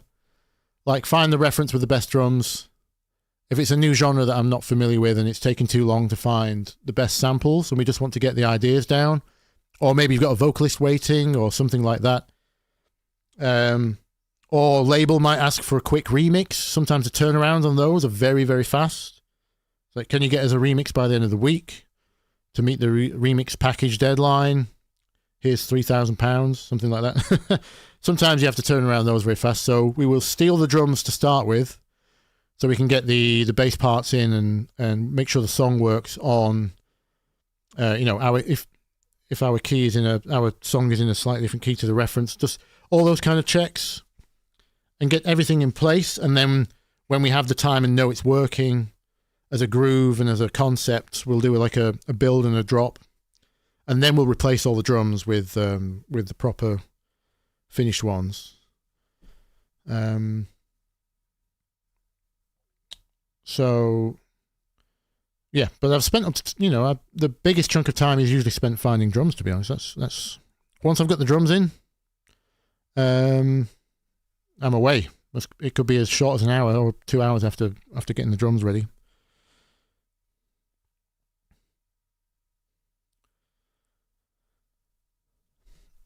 What have we got here? Is there a way to sidechain sub bass more than mid bass without making a separate sub? Yes. Yes, there is. You just simply make a rack with a crossover. I'll show you. So, as soon as we have no bass in this track, we'll just pretend this is the bass.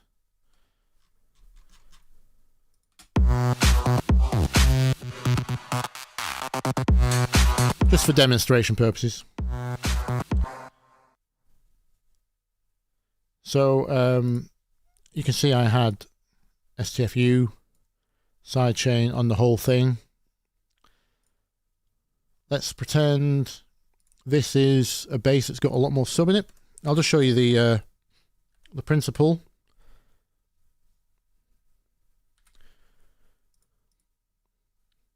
Did you see my video on how to process bass? By the way,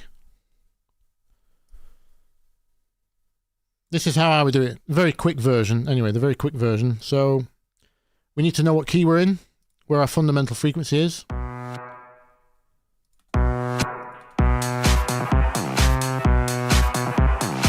What's happened to my bass sound?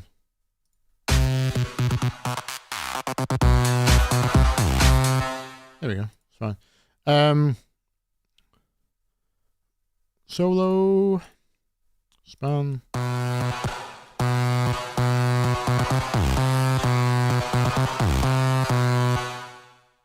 So this is in.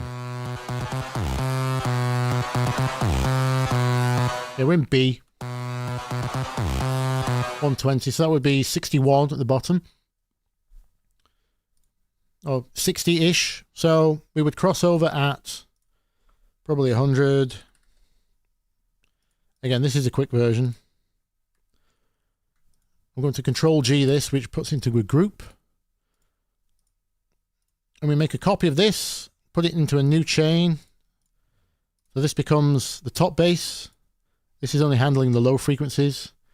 And then you can put your side chains on each one. And your lowest side chain will be judging your... you would have to do the same to your kick. So you want the lowest side chain to respond to the relevant frequencies of the kick. So you get the same filter. So in this case, 100 hertz and below. I'm going to measure how long the kick is at 100 hertz and below. So we know it's that long. We know it's this kind of shape.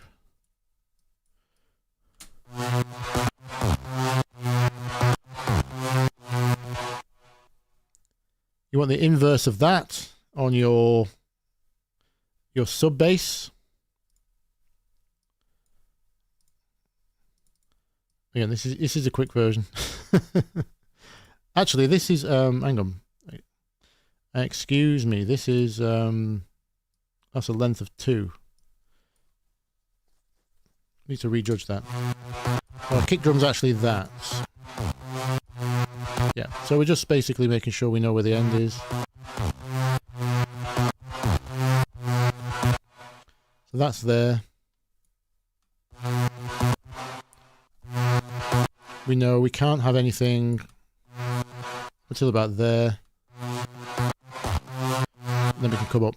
This would probably be our sub bass side chain. Very extreme.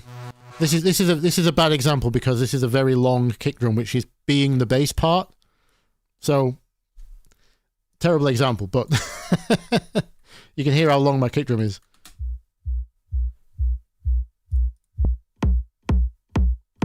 Right.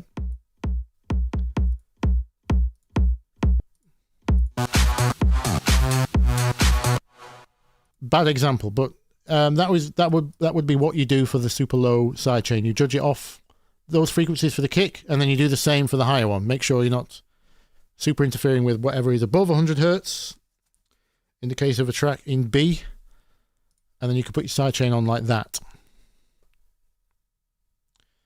But I always prefer to have a separate sub for bass, just because you know it's going to be mono compatible. You know it's not going to be interfered with by any effects like detune, distortion. So it's not dependent on the above frequencies to be solid. Because your sub and kick relationship have to be pretty consistent in, well, unless you want them to be more organic, if you will, in and out a bit. Maybe that's your decision. They don't have to, but in my opinion, I'd like my the sub range of my tracks to be rock solid, and you get that from treating them separately. And so that would be, I would still use a separate sub, but if you were going to do it, that would be how you do it. Like, say you don't have access to the MIDI, and you're just using a bass sample that's got subs already inside it. That would be what I would do. It is Satisfaction, J-Her?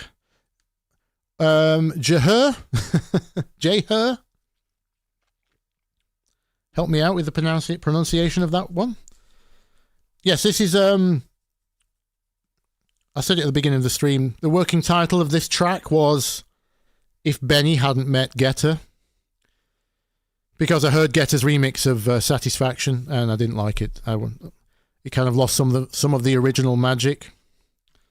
So I decided. So I was making best way to figure out how a track ticks is make a tribute track of it. So this is my like version of Satisfaction, just playing around with trying to get the same kind of filter.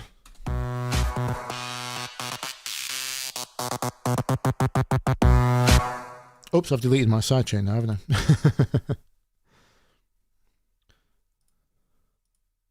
That was the sidechain. Let me put that back.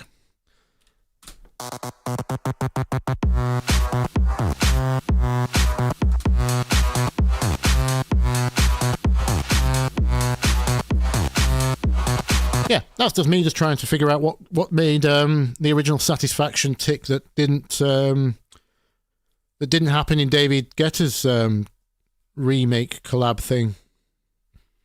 I wanted to try and figure out what the original magic was, so I basically tried to make it, and then nothing goes to waste in my projects, so I made my own bass line and released it because why not? It's a poor imitation, but it's kind of cool in its own right. And you know me, nothing stays on the hard drive, everything goes out.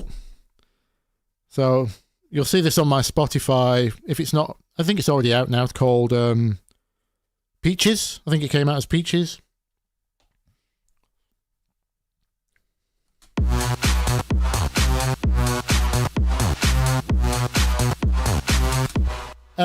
But yeah, that was a sidechain thing, wasn't it? Yep. Hey B, mind quickly showing how to process a regular piano sound to make it smack hard like piano house tracks do? Do you have any key tips? Pun intended. Key tips. Maybe it was, maybe it wasn't. Yeah, Mark's got you there. Just make sure you're using M1. If you're trying to force, this is people's. Don't get me wrong. I used to do this a lot. If you like, my favorite piano sound for realism's sake is Mod Art's Piano Tech, right? The modeled one, physically modeled piano. This thing. I've only got the stage version, which is fine for my purposes. But I mean, listen to this, it's gorgeous.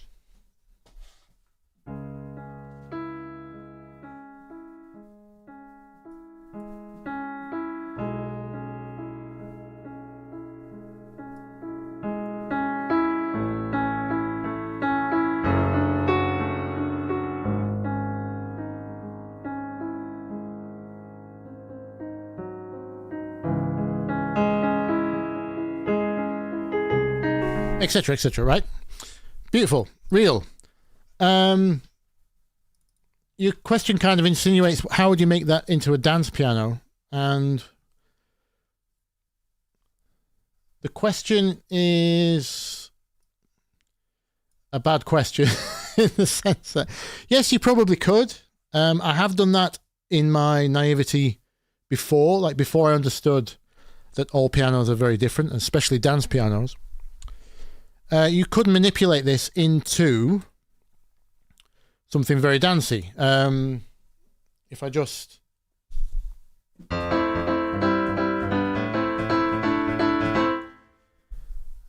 Let me just get Ableton to capture what I just played.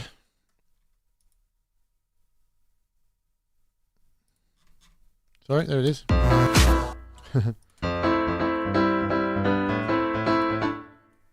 So you put all the velocities up to maximum.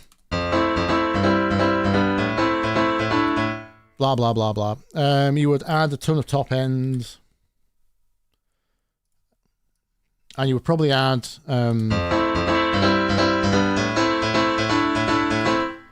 You probably dip some mids maybe. You would add a transient designer.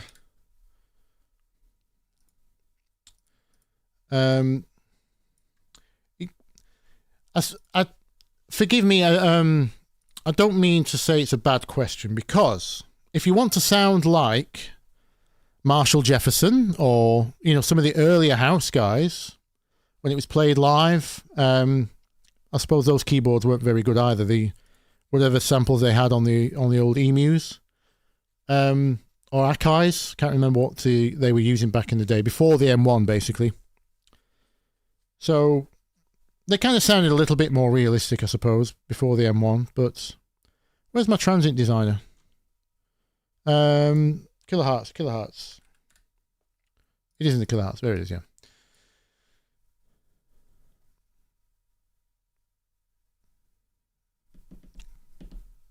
This doesn't want to load. Please don't crash. Please don't crash. Please don't crash. Now there's a cover version that needs to happen. Oh no! Oh, it's worked. I thought we'd crash for a minute there.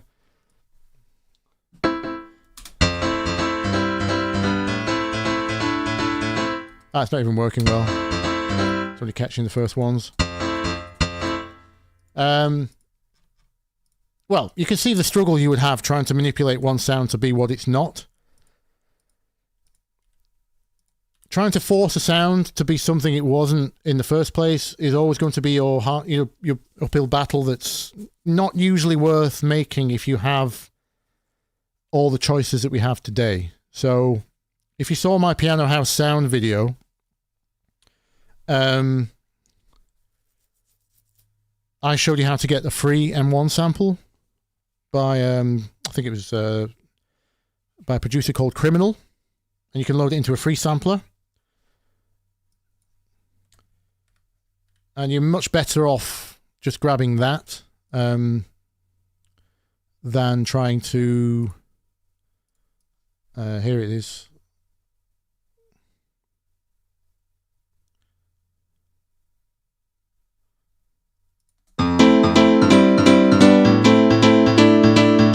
Etc., etc. See, instantly much better.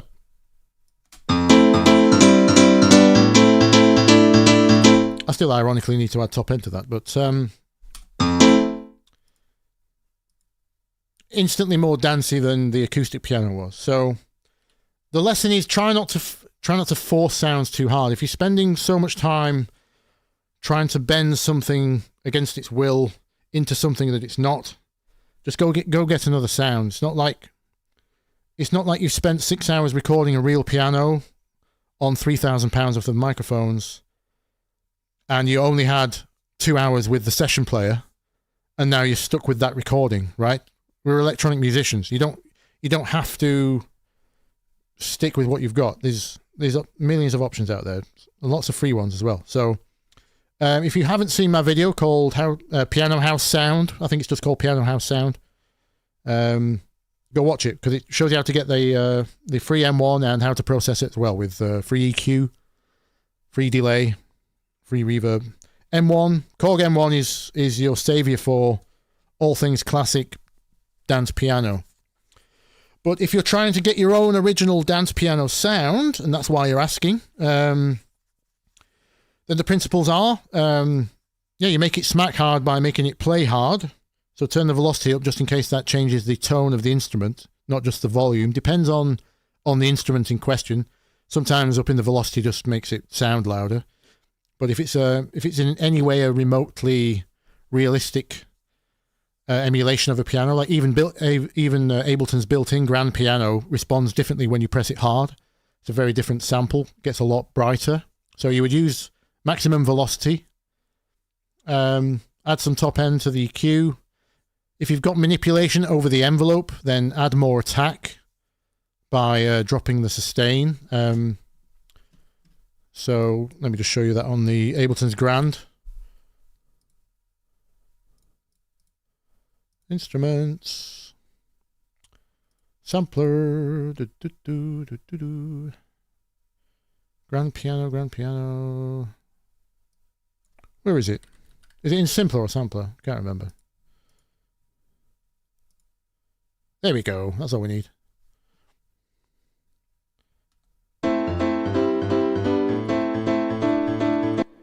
So if you ever get chance, if you can manipulate the envelope, you would take the sustain down. Oh, this isn't working. I do this for everything?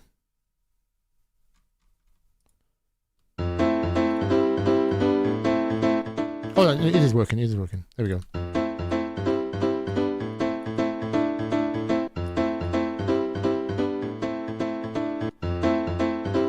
So we drop the sustain and then judge the timing of the spike by manipulating the decay.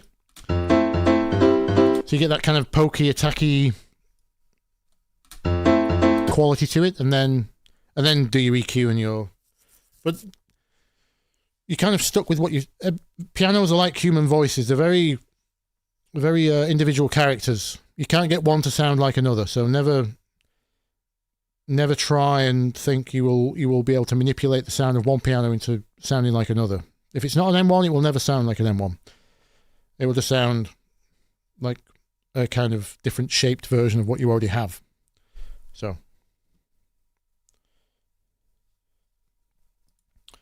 Or as Andrew says, yeah, just go and buy the M1 off Chord.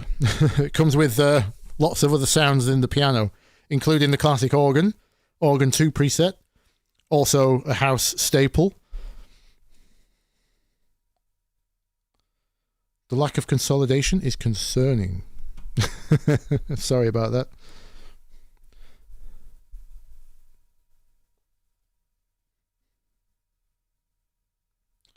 Could you drum bus to the piano, as in Ableton's drum bus?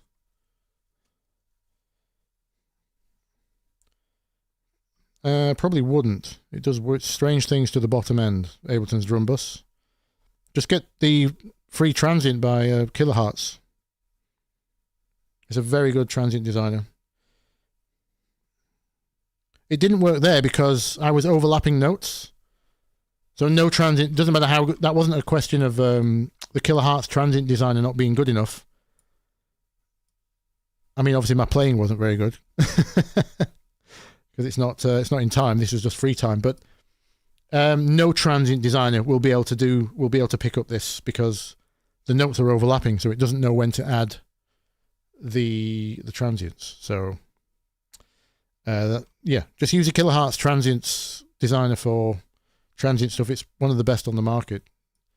As good as the old SPL one, in fact. But yeah, that's more to do with the fact that this part isn't transientable, not to do with the unit itself. That's why I said it's best off to do it in the envelope stage, where you've actually got control over each note as it's triggered by MIDI. Transient designers can only react to the audio post-riff. So you'd either have to manipulate one sample, transient design the one sample, one note, and then resample it into a piano, into a sampler. That would be the only way you could get an audio transient designer to kind of work in that respect. Make it work like a synth envelope. But you're best off just doing it with your... best off doing it with the envelope, not from the post-audio stage.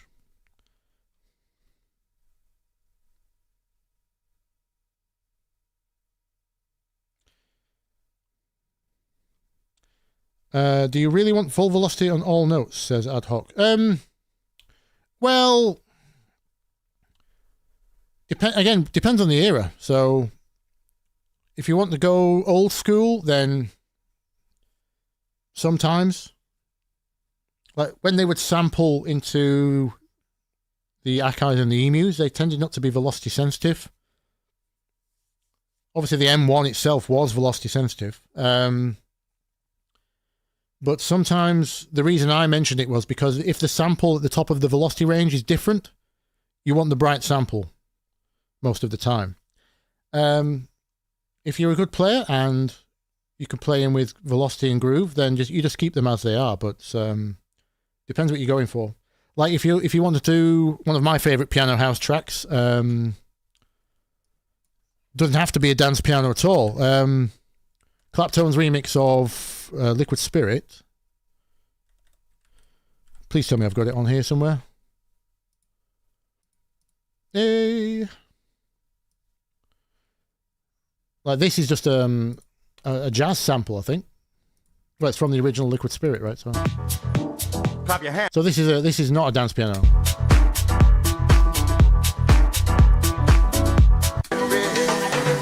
Clap your hands now.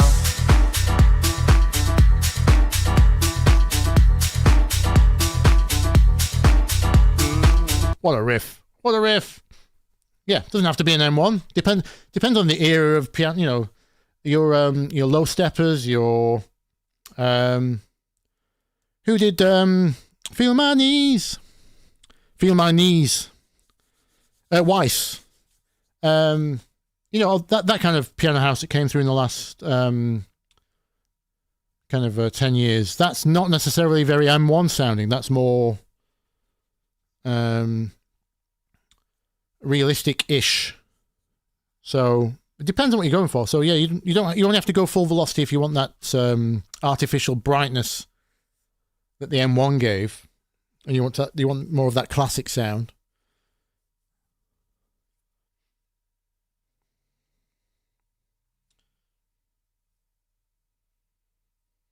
If you've already got the SPL, the transients is great. Yeah, that's still one of the greats. Candy Productions. Yes, it was Weiss. Yeah. Asking us to feel her knees. Strange fetish.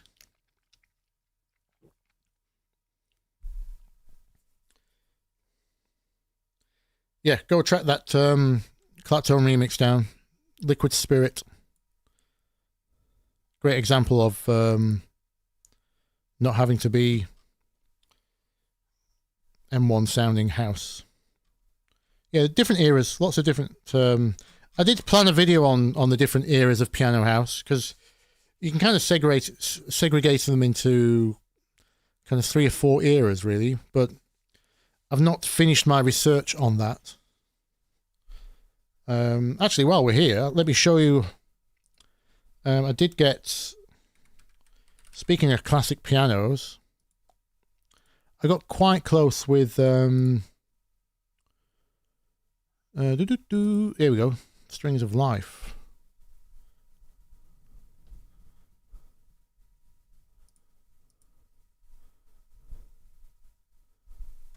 Where is my...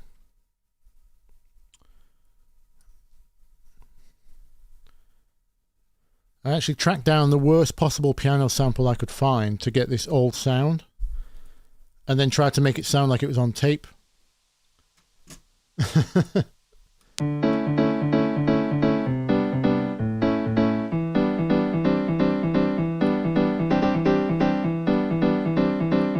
And I think it sounds pretty close.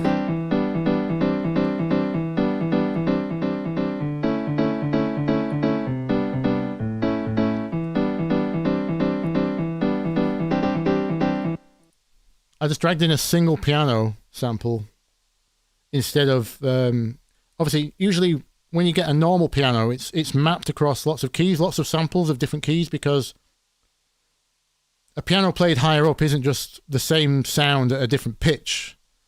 The strings are shorter, the resonance is different up there, you know, the wood is different, the mallets are different, etc., etc. There's a different number of strings as well. So pianos have multiple samples across all the octaves and across all the velocities. That's why the big piano libraries are several gigabytes large, right? But back in the day when they sampled things, they didn't have the memory for any of that. So I just grabbed a very single sample from Ableton's own grand piano. So it sounds terrible pitched up, terrible pitched down. Well, terrible quote unquote. It sounds great in this context.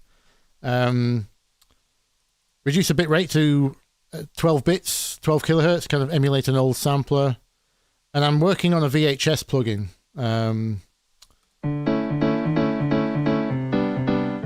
With some kind of tape wobble and distortion and hiss.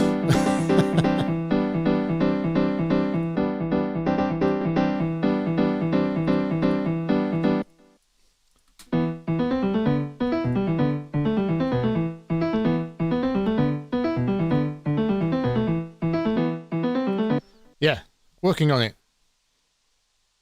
So if you go back far enough, the M1 wasn't the vibe either. So I think that's kind of the... This and Marshall is kind of the first generation of piano house. This was Derek May, right?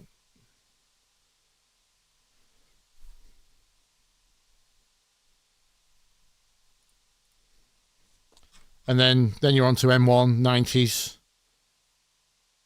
And then you might be able to separate 2000s and 2010s piano house. Because obviously Avicii happened, right? So Nexus, the Nexus piano sample became big. Stacking that across 4 octaves.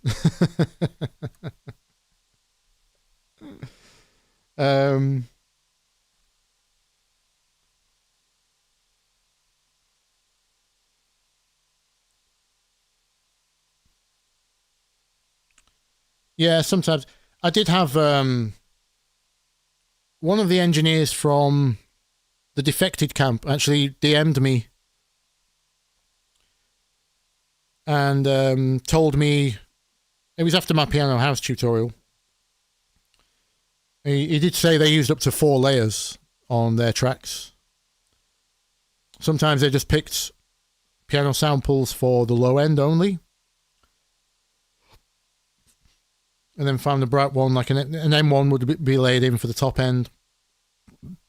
Excuse me. But M1s don't have a lot of sustain, so then you would use another piano sample that had something in the mid-range and the sustain. And possibly one more. It's hard to layer pianos though, because they go out of tune, because they're not properly tuned pianos. Real pianos are actually start flat and go sharp. They're not in concert pitch, as we call it.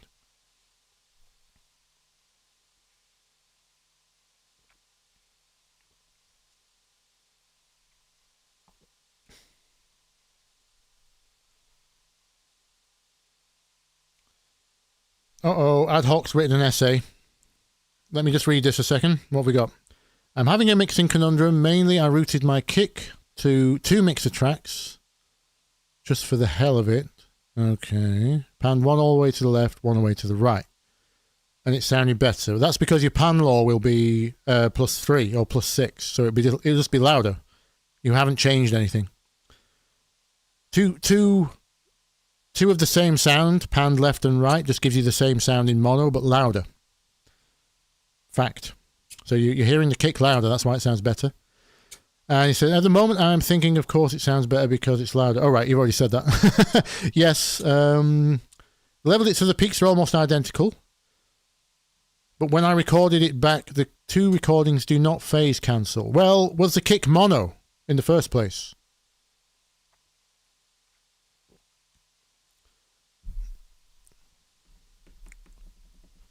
It depends on your pan law, but you'll either have to reduce each channel by 3 decibels or 6 decibels. Technically 6.02 decibels or something, I think, to get exact phase cancellation.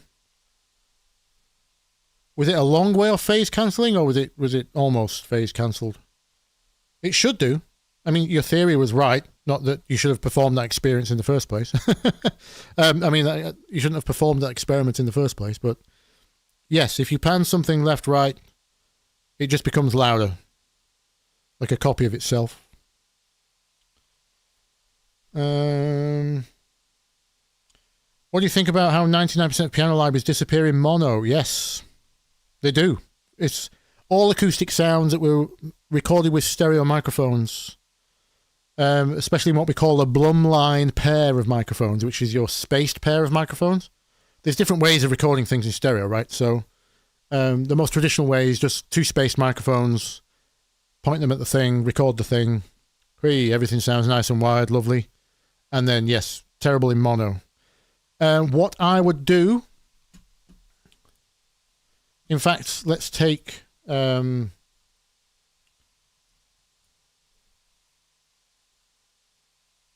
a good example? I think the one in Contact is bad for this, isn't it? Let me just grab Contact stock piano. I'm trying to think of the worst example because I think Ableton's is actually okay.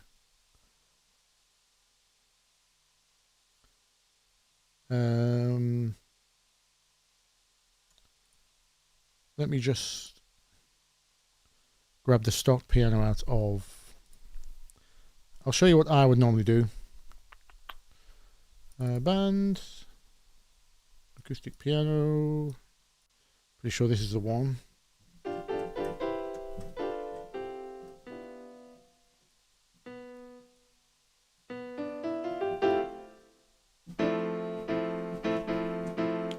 Right, let's test this. Utility, mono.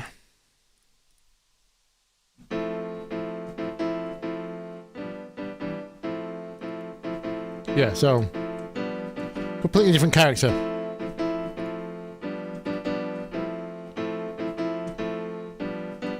As far as I've heard worse in mono, but yes, what you would do is force mono from either the left or the right channel. See where you get the best flavor from. Versus, say you wanted the brightness of the left one there, then the best way to get that, then I'd make it stereo again with Voxengo Stereo Touch.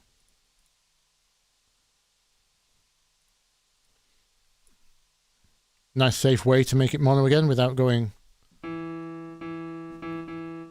Now the default if you're in Ableton use, you can just go and grab my rack from the my workflow video. Link is in that description. I've already made this stereo widener in an Ableton plugin, but you need to take down the delay to below 30 milliseconds. This will depend how loud you want the echo. You might want to cut some low end out. And possibly some highs if you can hear the highs flanging.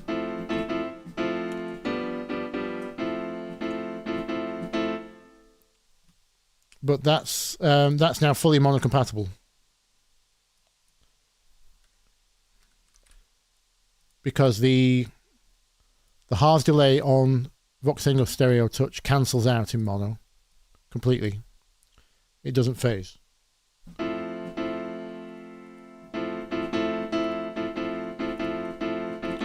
you don't tend to ruin the character of the sound. I would keep this below 6 dB. Depends how wide you want to go, but you still want the track to be the same perceived volume in mono as stereo, especially if it's an important track. That's what I usually do. Find the best from the left or the right. You can also use I don't know who does a Mac version of this, but you can use phase rotation for a more advanced version of that. So Prefix by Variety of Sound has a phase rotator built in. So you can force, again, you can force mono and then rotate it around its phase till you find the best compromise between what used to be left and what is now becoming left and right. As it turns out in this, not a lot of difference. Oh, sorry, that's delay, sorry. The phase is there.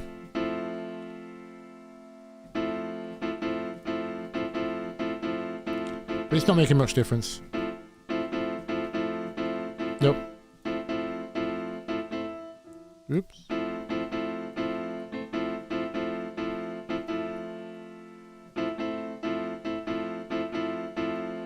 This sound seems like it's not going to improve much.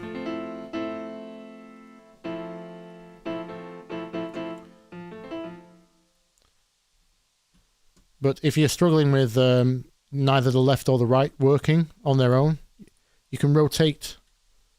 Try use a phase rotator to get somewhere in between what was left and right, but still in mono, and then force it back to stereo with a a mono safe stereo. Thanks, Rems. Thanks for stopping by.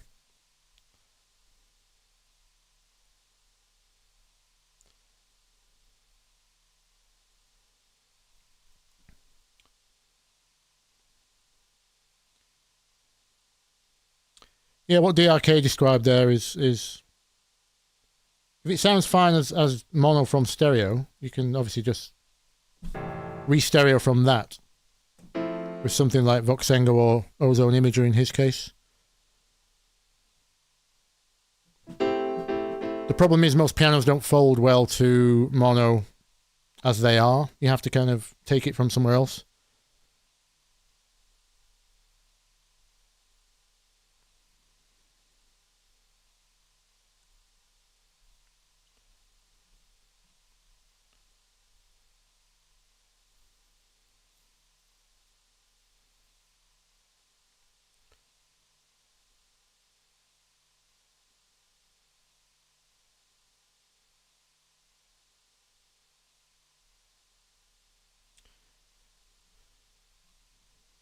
As for Ad Hoc's question regarding the kick, yeah, it sounds like you've got misalignment somewhere. Yeah. Make sure, are you in Ableton? Have you got delay compensation turned off or something? Are you going to an actual analog console track, or are you just talking about routing to other tracks in the DAW?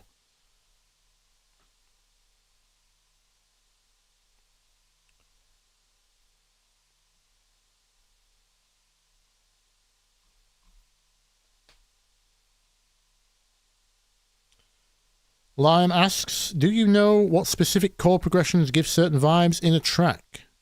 There are a few, yes. I did plan on making a video on that kind of thing. Like, I go over a couple in the Organic House video.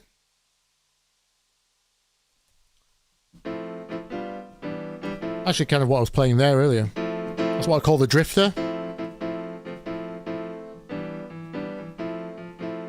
Because that's based around chord 6, never returning to 1. Gives a super floaty feeling. It's a great chord to stay on, especially a summer chord. Like things like major 7s tend to evoke summer more than other chords. Don't know why. Especially use them in chords 1 and 4.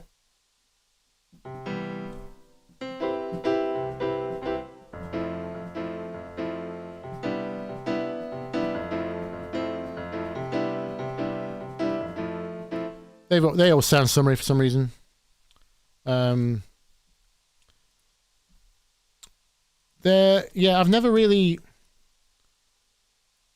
because I work with so many producers. It's usually a case of play them something till they like it. So I very rarely write these down as kind of a fixed thing. It's always an in the moment thing. Or I'm usually working to a vocal, which limits you in a lot of ways as well, because sometimes the vocal will paint certain melodies, which will only go with certain chords. You only end up with like 1 or 2 chord options. If you're trying to write chords for a vibe, there's definitely certain ones you can stick to achieve certain emotions. Definitely.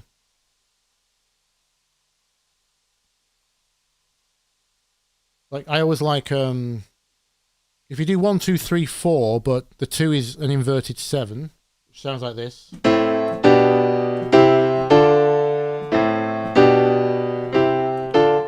On like a trance tempo with a trance sound going.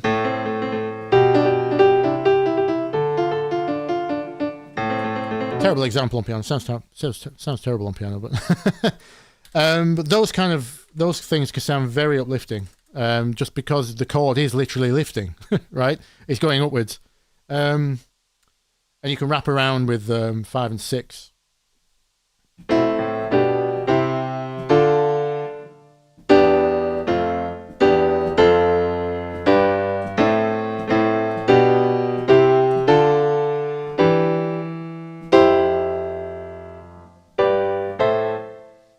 very uplifting if it just keeps going up.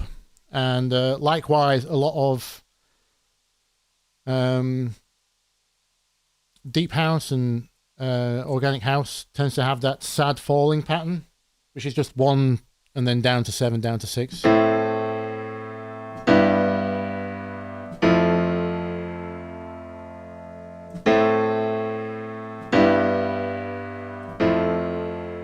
Which you can either interpret as melancholy or just chill.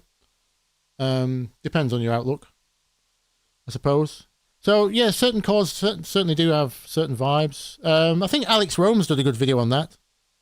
I was hesitant on making my own video because a few people seem to have done that. So I think you'll be fine looking on YouTube for... Obviously, everyone's going to have different terms and different interpretations of said progressions.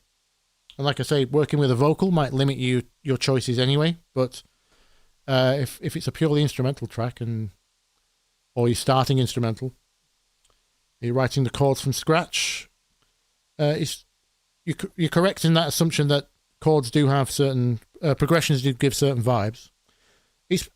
Another video I did have planned was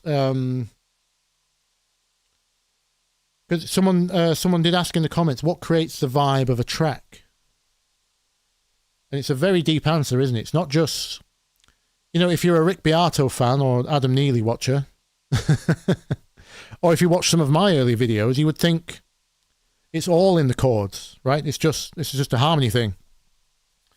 But it's way beyond that. It goes into, if that piano doesn't have reverb on it, that gives a very different vibe to one that does. If that piano is played like...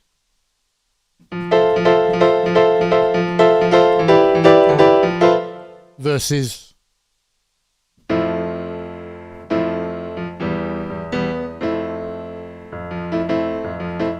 the performance changes a lot as well, not without changing the sound. Obviously, then the sound itself and how the sound is treated. The groove underneath is obviously a big factor. Like, do you run a tom groove under that, or do you make a bass line? Is the bass line active? Is it just a pad? So the arrangement, the production, the sound design, the chords, sound choice, groove, tempo, it all comes together, and I don't think there's no one element that makes the vibe of the track at all.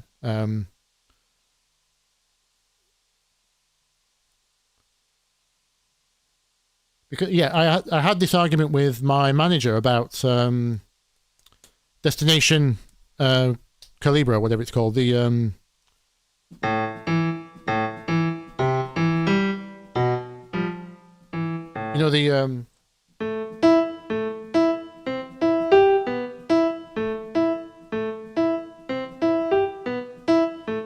the line, the sax line. I was having this argument about, is it the line or is it the sound? Because he was arguing that was an iconic riff, which it is, but I think part of its sonic signature is the fact that saxophone is slightly out of tune. It's a very weird sample. It sounds very ravey because they've got a non-perfect saxophone, which sounds a little bit wonky. That's not played very, it's not played perfectly, and it's not played like a MIDI sample. It sounds like a live player who's a little bit drunk. And I think that's just as much part of the vibe as the line. So, yeah. In fact, I wanted that to be a series. Is it the sound or is it the line? We should get some track names together for... we should recreate them on different sounds, see if we can recreate the vibe without recreating the sound and vice versa. I think it'd be a good series to try. So yeah, the chords definitely create a vibe, but it's everything else as well on top. And likewise, everything has to go hand in hand. So if you're going to go with the chill, lower piano vibes as opposed to, then the sound design around it needs to match. You don't put rave drums over chill pads. Well, you can do, but you know what I mean. It's for the vibe all needs to match across the track, ideally, unless it's a deliberate juxtapose like in a rave track. the problem is everything's such a rabbit hole, right? So you start to learn about music theory, you get fascinated by that. You learn about what a seventh chord is. You're like, oh my God, I'm going to use seventh chords and everything. And, you know, you might learn a new trick basically. And then it's like hammer and nail situation, isn't it? So everything becomes a nail and you want to hammer it with your new trick. And it's easy to get lost down the rabbit hole of these little things. Might be chords, might be an EQ trick, might be vocal tuning thing or how to detune a synth. Doesn't matter. It's like you always get lost down these little rabbit holes because the technology is so... Well, it makes it easy for starters nowadays, and it's all fascinating. It's like everyone loves getting new toys, right? So it doesn't matter if that new toy is knowledge or piece of gear or a MIDI trick. New toys, always fun to play with. So be careful of getting lost down the rabbit hole and losing the context because, yeah, everything has to match all of your vibes.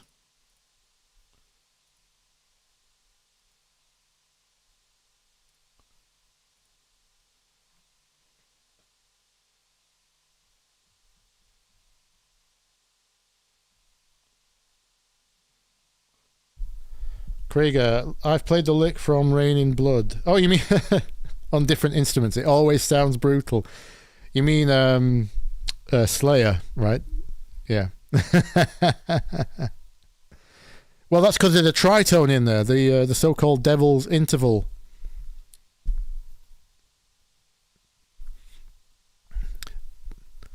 They always sound brutal.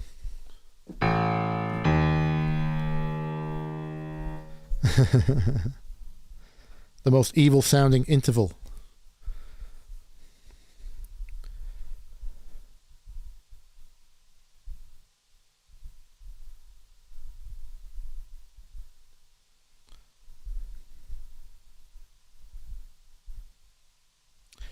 I've been at it for over 10 years, says SNNR, says, I've been at it for over 10 years, still at the bottom of the hill, but we push on. Absolutely. Who was it who said at the top of at the peak of this mountain is the bottom of another? Doesn't matter how much you think you've mastered something or what you think you've achieved. There's always more to do, more to go, more to learn. Always ways to better yourself, better your art.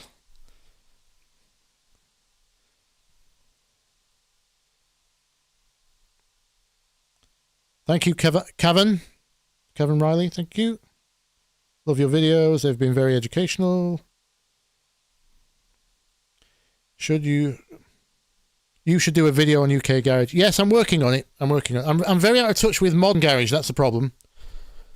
Leave me a comment on one of the YouTube videos with what artists you think are relevant right now or what era of garage you want to talk about, because it's like we were talking about piano house earlier, right? There's a good 3 or 4 eras of garage.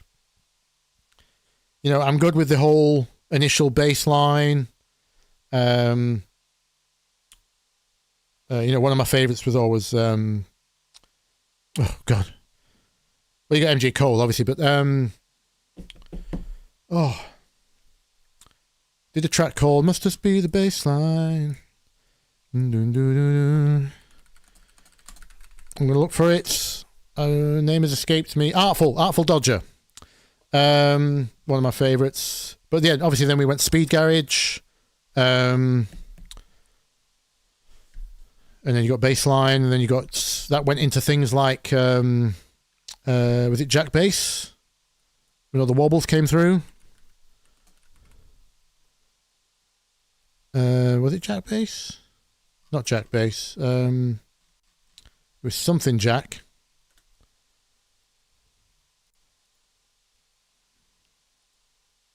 Oh God, I can picture the synths, all of them. Oh, remix of Kissy Sellout.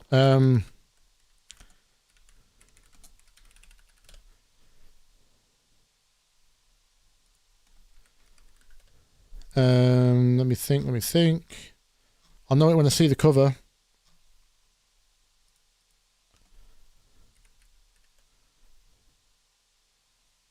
It was Jack Beats. Yeah.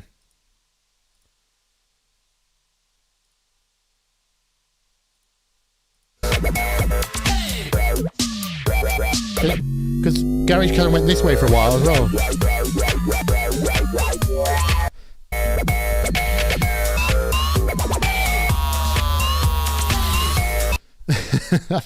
Because bassline evolved out of that, and then it split off into, you know, you got your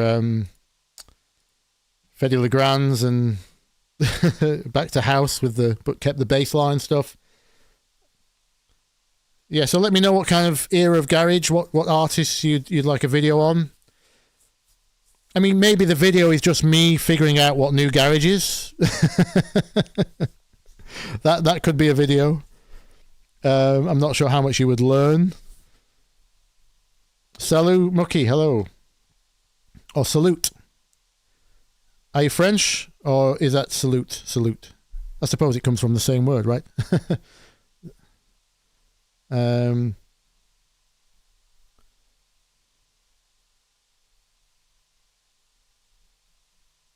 What was your question, Potato? Oh, sorry, you were talking to DRK. How much established artists worry about what? Oh, the stereo thing. Yeah. Well, I'm an alien in that respect. I don't think most people do what I do. I'm very fastidious about monocompatibility because I make club music professionally. So if it doesn't work in a club, and that club happens to play back in mono, which some do, you've lost the crowd. Or half the crowd. Whoever's standing on the best side gets the groove. Lion wants to know, do you know the best way to make a piano house? Start again. Do you know the best way to make a piano chord that has a jazzy out of key note that sounds good? What, just in itself? The thing with jazz chords is they're very contextual, right? You can make... I don't know if you class this as a jazz chord.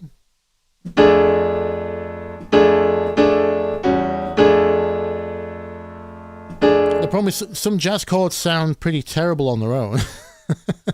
The point of them is kind of like as transitional chords on the way to other chords, which are usually a lot less jazzy. But that would be like coming from a normal. This is a major seventh, and that's a 6/7 flat 9. But your general rule is, well, just go and look up some jazz chord tutorials.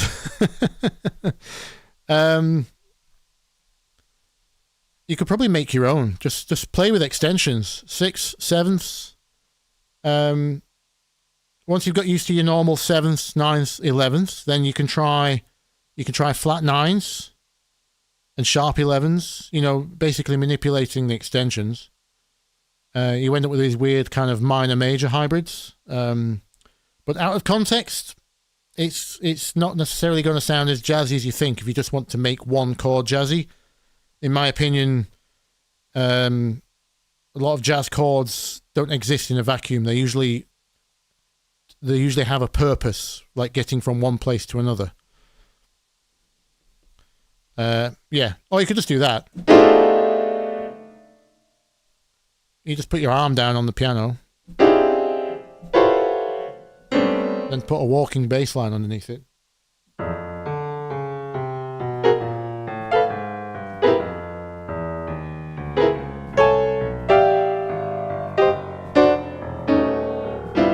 There you go, just literally playing anything. Jazz, baby, jazz. Make it up. And if it sounds wrong, repeat it another 3 times so it sounded like you did it on purpose, and you've got jazz. As Adam Neely said, repetition legitimizes. Repetition legitimizes. Repetition legitimizes.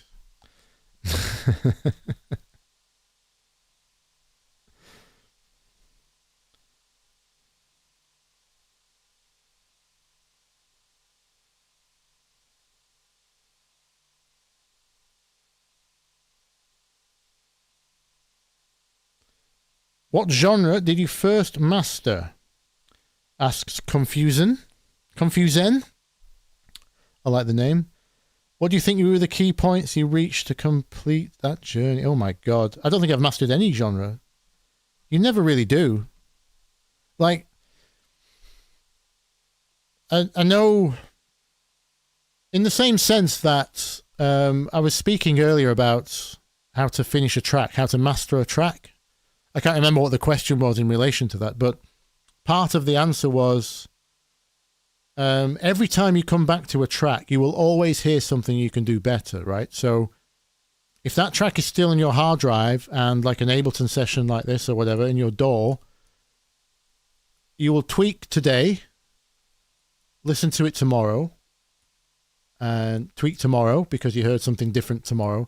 And that goes on ad infinitum. You have to pick a deadline. You have to make your own deadline that this track is finished and goes out. And at no point is it ever truly finished in your mind, right? It just has to go out at some point. The difference between a track that's finished and not finished is one that was released. I can always think of things I would have done differently or would still do differently on tracks I've released, but the difference was I released them. So the same goes for my YouTube videos, right? So I've got so many years under my belt.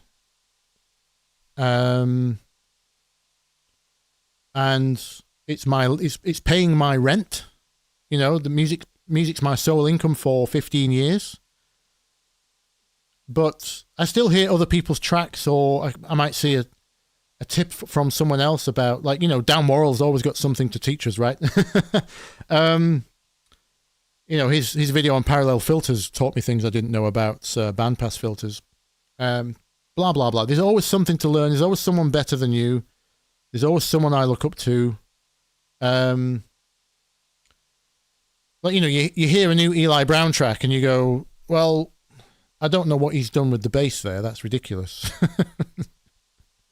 You might figure it out later that night, but first, sometimes you just hear a new artist sometime and go, oh my God, what's that? I don't know. That's brand new. I love that. I don't know how to do that. That happens all the time. That never stops happening. So everyone has imposter syndrome, right? So am I correct to be teaching people on YouTube if I haven't fully mastered anything yet? But that's the thing. You just have to pick a time. Like, I think I have useful insights to give people. So I choose to kind of just tell it as it is, as I know it to work in my own experience. But I had to pick a point where I thought the story was worth telling, right? Doesn't mean I've mastered it. And I don't think you ever truly master anything. I think the point you master, the 10,000 hours rule is definitely a thing. Get your 10,000 hours in. That's kind of your journey to mastering something. I don't think I ever really mastered a genre. Like, dance still feels new to me because I grew up as a rock and metal. Well, no, actually, I grew up as a little raver. I wanted to be a raver. I was into happy hardcore and all kinds of, you know, jungle. I loved jungle when it first came through, and then jungle techno hit. I got obsessed with 4 on the Floor jungle, and then we got kind of rave, happy hardcore. I loved all of that, and then someone showed me Metallica's Black Album, and then I was obsessed with metal, and then I picked up a guitar, and then I declared anything that didn't sound as distorted as a metal guitar was weak sauce. Obviously, that term didn't exist back then, but you get the idea. It just didn't sound heavy enough to me, so I went down that route for a while, sang in bands, played in bands. And then slowly came around to, I got a job at a music shop, which is where I learnt. I wanted to sell, I started selling guitars, but quickly got really interested in Pro Tools, Cubase, Logic, all that kind of stuff. So they sent me on a bunch of courses to learn, because you weren't allowed to sell Apple Logic without being an Apple certified salesman and all that kind of stuff. So I did all my training for Pro Tools, Cubase, Logic, Digital Performer, Sonar, Ableton. I can't remember what others there were. There was a lot of doors back then. Well, I suppose there is now. But I just got really fascinated by the technology when I started working there. So got my first home PC. a disc full of cracked software. Got the rest with my staff discount, and the rest is history. So, yeah, there was one person in our town that had an internet connection in the 90s. So we had to get the software off him. I think he was rich. He used to come into the music shop and give us CDs with stuff on them. I didn't know what any of it did. It was all trial and error. But yeah, I think I was trying to remake Nirvana records, Metallica records, and then Prodigy. And no, nothing's ever mastered. Ever.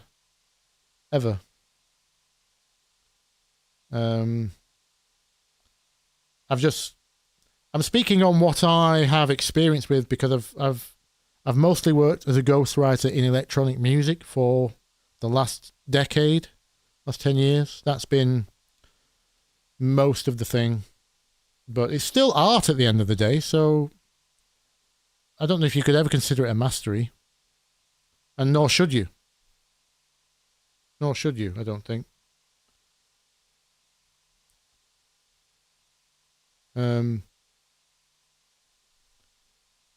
Yeah, I remember thinking in the 90s that music couldn't sound any more hi-fi. Like, you know, when Snap came out with the power, and oh my god, what was Culture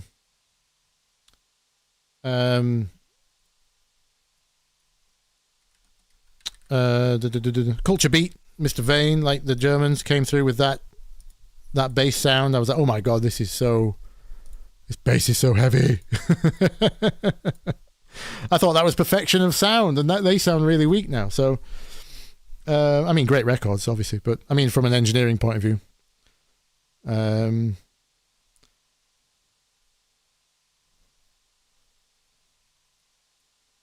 But no, I don't think you should ever consider mastered. I became confident because I was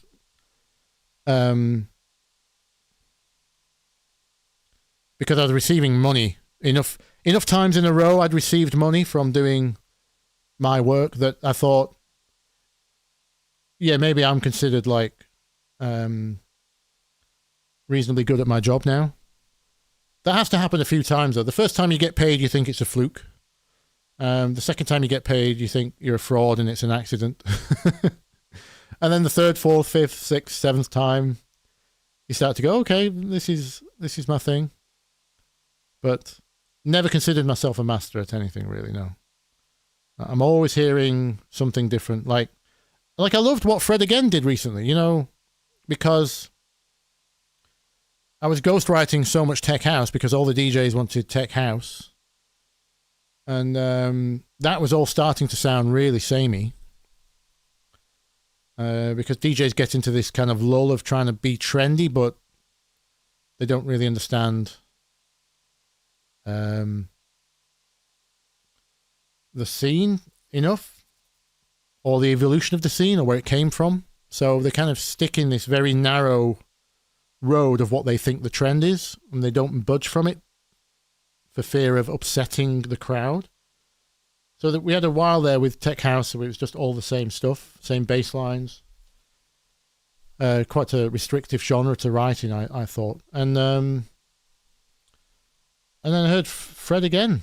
I was like, well, this feels like UK breaks again. Someone's trying to change something up. We've got something different happening. And James Hype.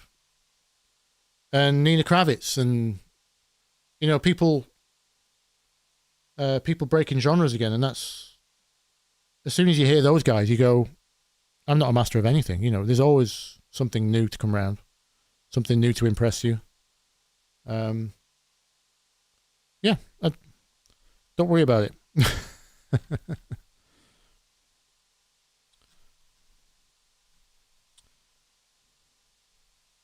David Williams fell in love with jazz funk when you were 5, did you? Okay.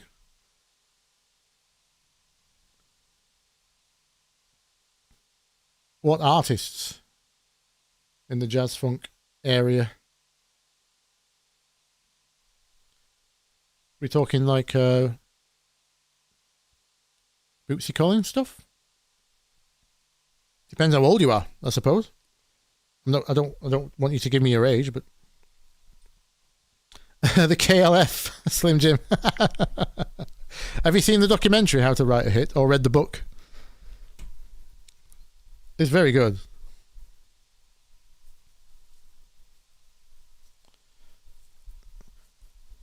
Shane Hudson, should we be gain staging the instrument levels to a certain LUFS and then use the faders for slight drum? Right. You need to go and watch my how to not master your music video. In general, you shouldn't be looking at numbers. So, gain staging is only relevant in the digital domain. It's only relevant when the plugin or effect that is post your gain stage is not linear. So if you have a distortion or anything that generates harmonics or is trying to emulate analog in that fashion, any non-linear process, so a saturator, distortion, analog modeled, EQ, that kind of thing, or any dynamics processor that relies on a fixed threshold, like a compressor or a limiter or expander, gate. The only reason you would gain stage is to accommodate those. So you don't want to go in too hot to a distortion plugin, because the input level will determine the amount of distortion. So that's why you would consider your amount of gain or level before that plugin.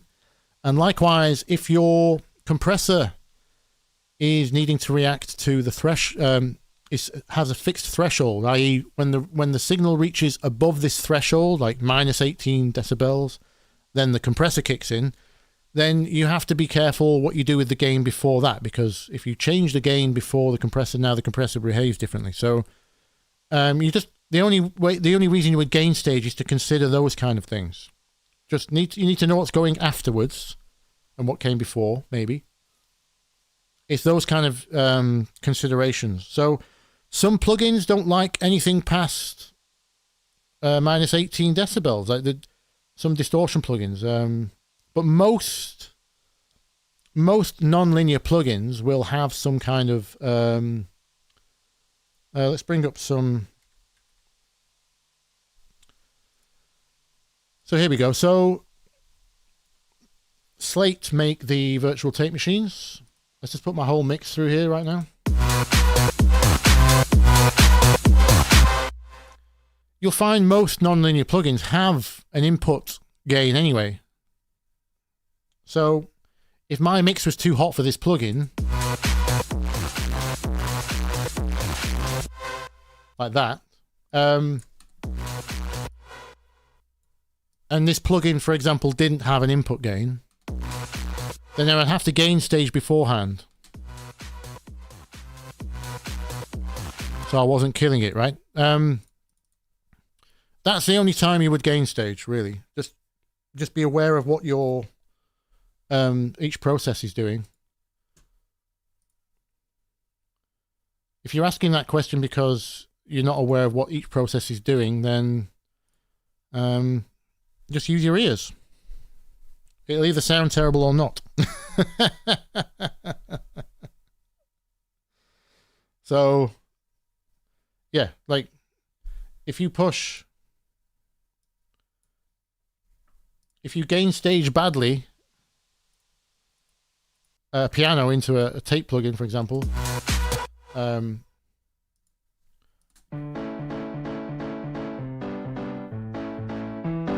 it sounds like that. At that point, maybe you go, it sounds better without without my super expensive tape plugin. Well, no, I don't think this one's expensive, but you get the idea. Your ears will tell you everything you need to know. Like, maybe I'm going in a bit too hot there. So you either reduce the volume of the piano, or hopefully your processor has an input level gain thing. And likewise, if you have a compressor, that relies on a threshold. Have we got one with a... let me just grab something with a bit more of a interface. That'll do, Molot.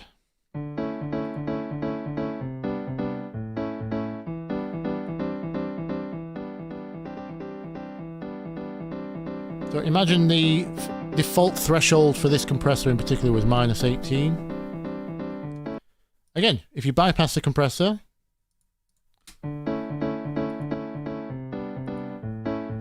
it sounds better without. So maybe I've gone in too hot. Same decision, right?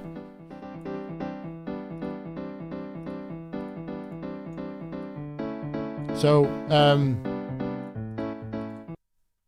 the guesswork is taken out just by listening. You just gain staging is not like, if you're watching lots of tutorials that have got their advice from the analog days when you're recording to tape, vinyl, or real desks, gain staging, or if you're recording real microphones, like if I turn up the input of my microphone, for example,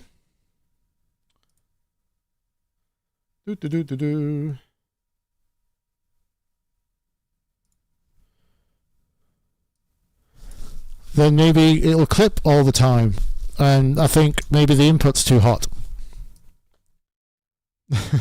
So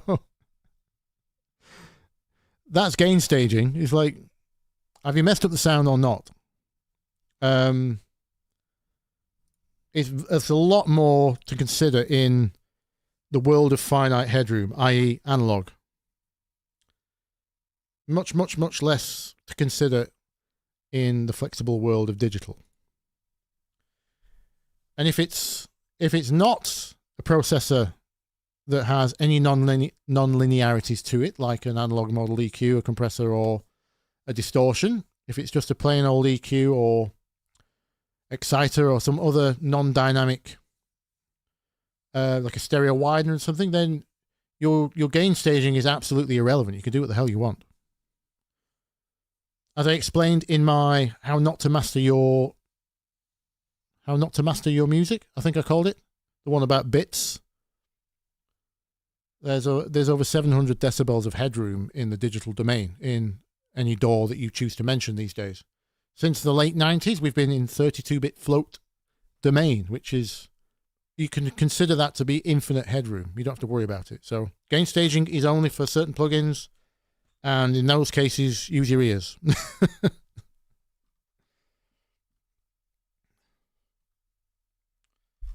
Don't look at numbers. Stop looking at numbers is the big lesson.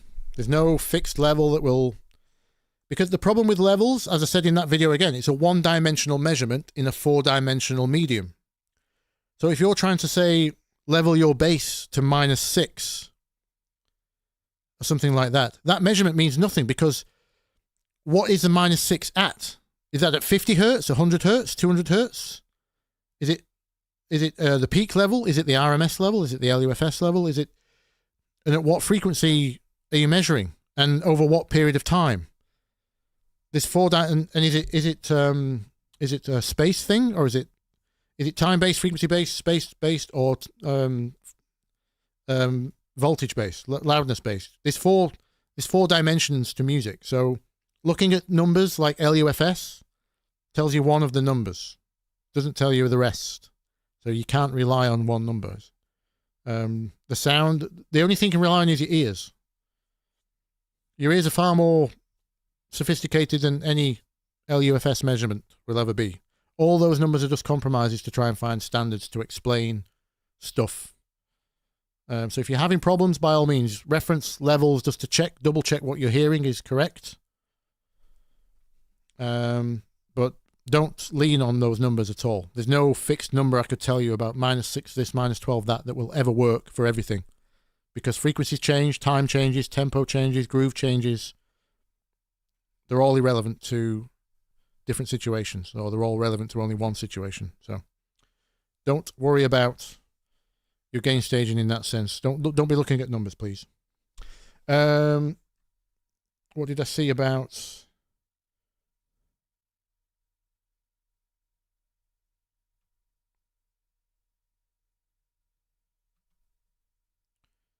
That was a gain staging question, wasn't it? Yep. Where are we now?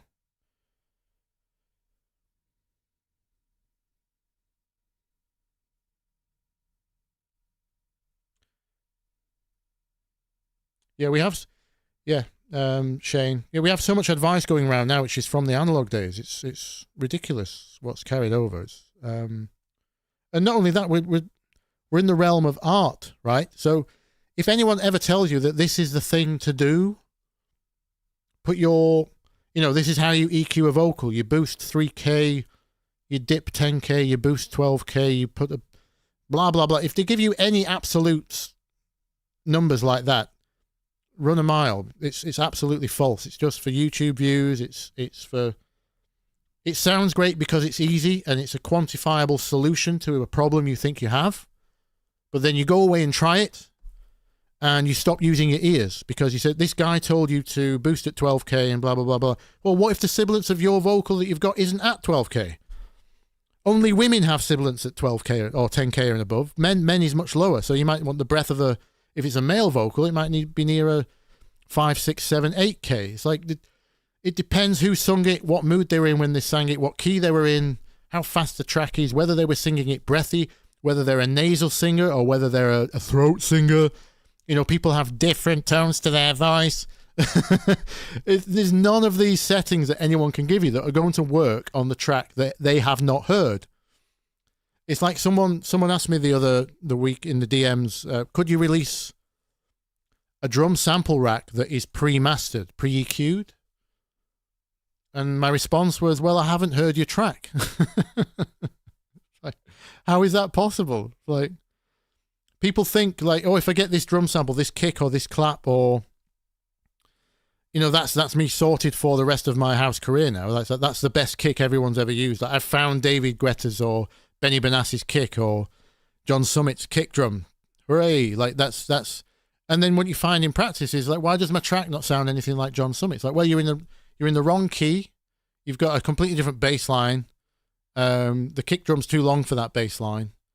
The kick drum's out of tune for that key or something like that. There's just a million context variables why a thing out of context can't work. So everything has to be judged in context. There's no fixed rules about do this to this track, do this to this. It's why I said on the Piano House tutorial, like, don't copy these numbers down, what I'm doing with the EQ and things, because I'm just doing these to my reference track, which was the Tony Visetti track, I think, at the time. But it's only relevant in the context that it's relevant in. Everything outside of that is different. Might be a different piano, might be a different EQ. And it'll certainly be different settings. So, yes, be careful of those kind of tutorial types that give you all these fixed, put your filter to 80 hertz, put your filter to 200 hertz, blah, blah, blah, blah. Don't, just take them with a pinch of salt. If you find something useful out of them, you might learn something still. I still watch some of those just in case there's a trick in there, but just be careful of the context. Don't take the numbers as absolutes, absolutes at all, ever. The worst one is compression tutorials. It's like, how can you tell someone or give someone a compression preset when everyone's levels are different? Because compressors are based on thresholds, unless it's AI. The ones by Sonable and Focusrite are getting there now because they can judge for you. If you're not used to using compressors, the AI compressors are quite good because they will actually at least listen to the input before judging the threshold. So it's not like loading a normal compressor preset where it's absolutely alien and irrelevant to it doesn't know what's coming in, so it can't judge what's coming out. Yes, someone just asked about AI, didn't they? What do I think about AI mastering? Was it? Sorry, I lost the question.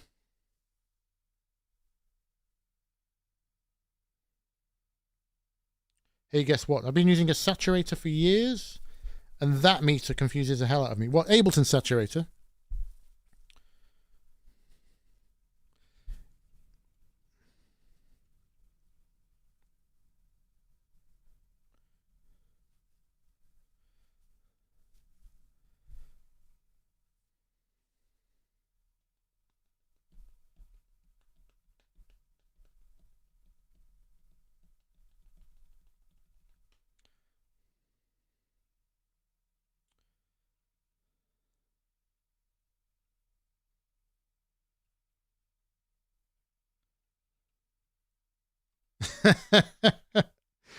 3 meter Jim, right.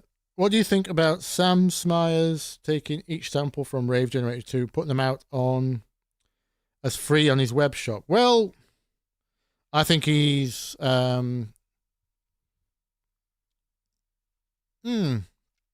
it's an interesting one. I mean, it's illegal.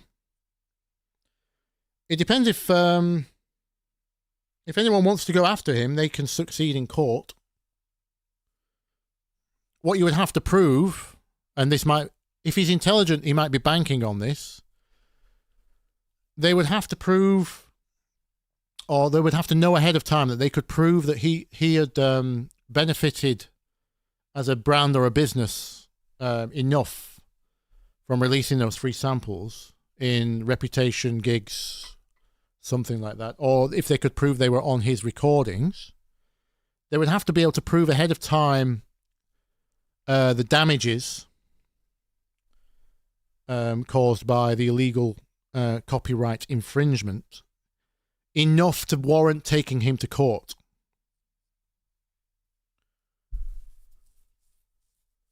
And that differs in every territory. So it depends on where the sample is from, what territory, and who owns that sample right now.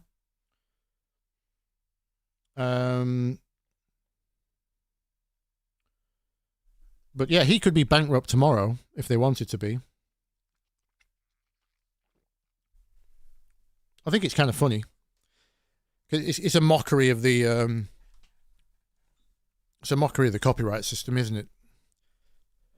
This is what I didn't get around to saying this in my video, but I'm not saying people, just because AI is going to get very clever, I'm not saying people are going to get stamps, chord stabs flagged in their records if they've sampled them. I mean, you shouldn't be doing it anyway if you want to be, if you want to pay homage to the original artist, you always should be getting permission and license.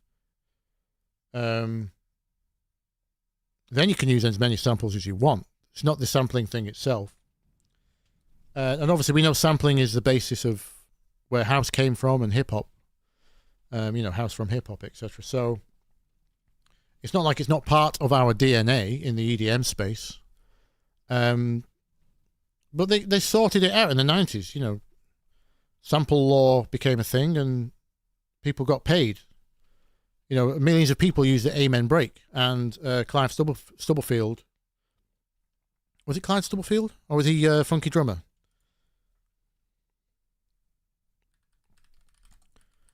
Who played the Amen break? Was it Clive?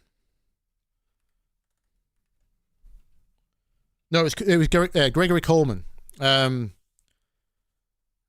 Gregory Coleman died in 2006, the original drummer of the Amen break from the Winston Brothers track, Amen Brother. And I don't know if they sorted out the royalties in time. I don't know if he ever got paid for that. It was on thousands of tracks. And I know he said in an interview he was flattered to be the most sampled man. Sometimes pioneers are not credited, are they? Because you're so early on the scene that the law hasn't, people didn't know what to do with samples because it was so new. But I think that man should have been paid for appearing on thousands of records and effectively starting genres like jungle and what became drum and bass. So I think people should be given their due. Obviously, things like smart contracts might solve this in the future. We do have the problem that NFTs are a type of smart contract, though, and that stigma's not going away anytime soon. But the technology is there to help solve these kind of problems. People getting paid for their efforts in the art space, but I suppose some people just don't care about the money, so there's that as well. It's not always about money. Stubblefield was Funky Drummer. Thank you, Phil. Yes, I always get those two confused. Yeah. But yeah, Clive Stubblefield had to get paid eventually as well, and I'm glad he did. But I think Gregory Coleman died before they sorted it all out, really. So we should. You read that Gregory Coleman died homeless. I hope that's not true, Slim Jim. Oh God, that would be a tragedy.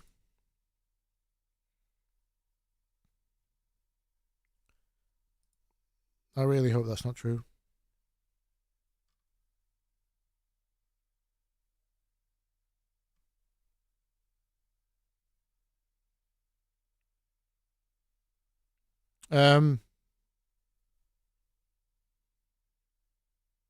Oh, he was. I've just read the wiki.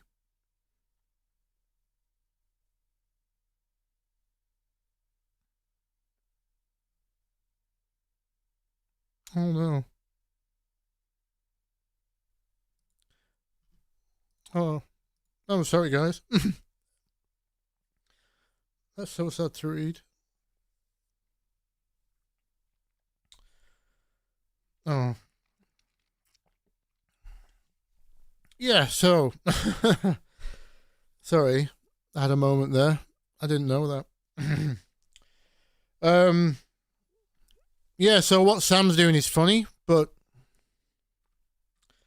I'm not trying to be bureaucratic when I say I think people should be compensated for their art, even if it's just a chord stab.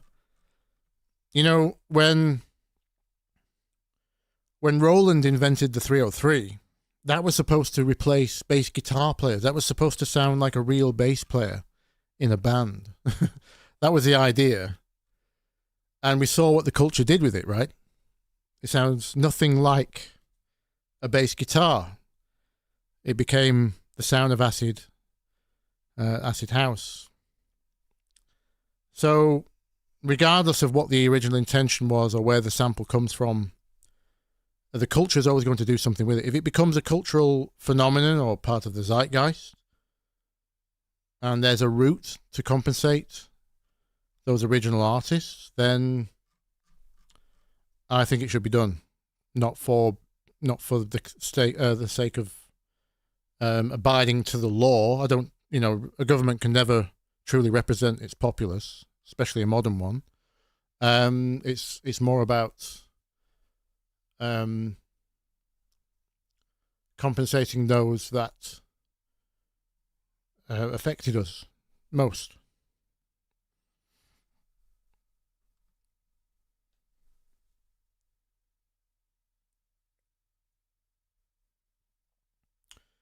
So yeah, in a kind of petty way, I hope Sam gets sued for uploading those samples for free. Because also he might think not charging for them absolves him of a legal thing. Some people make that mistake. Doesn't actually matter if any money changes hands when you commit copyright infringement. The money is not a factor. The copyright infringement bit is the factor. Because obviously, at some point after the 2005, people had to figure out how to make money by giving stuff away for free. Didn't matter if it was music, streaming behind the glass wall, or free-to-play computer games, subscription services, etc., etc.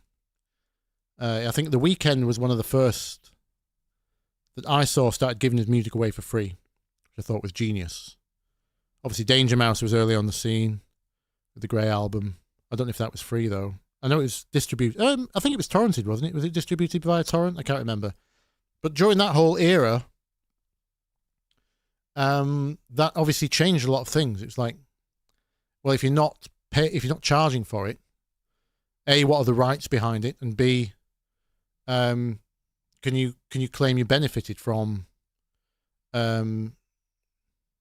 said product other than financially? Because your direct return on investment, your ROI, is no longer calculatable in a linear sense. So in the same way that, they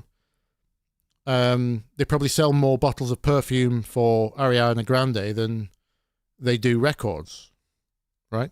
It's not. Can you say Ariana Grande's perfume line benefited from the music?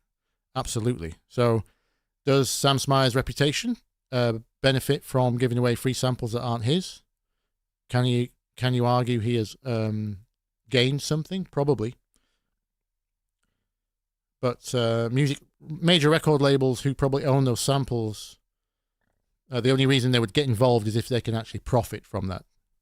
It wouldn't be about the morally right thing to do or anything like that. It would be, is the case worth enough to sue him? If he's put all those samples up from all those different sources, there'll be lots of different owners. So he could technically be class action lawsuited by lots of different owners. And you don't want multiple major labels coming at you. One is bad enough. One is bad enough.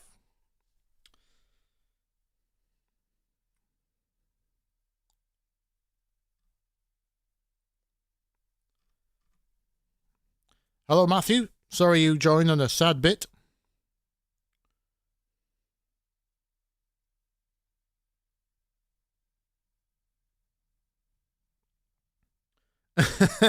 Yeah, and then you've got the opposite problem, as Shane discussed. If you're an Apple user, you received a U2 album that you didn't even want.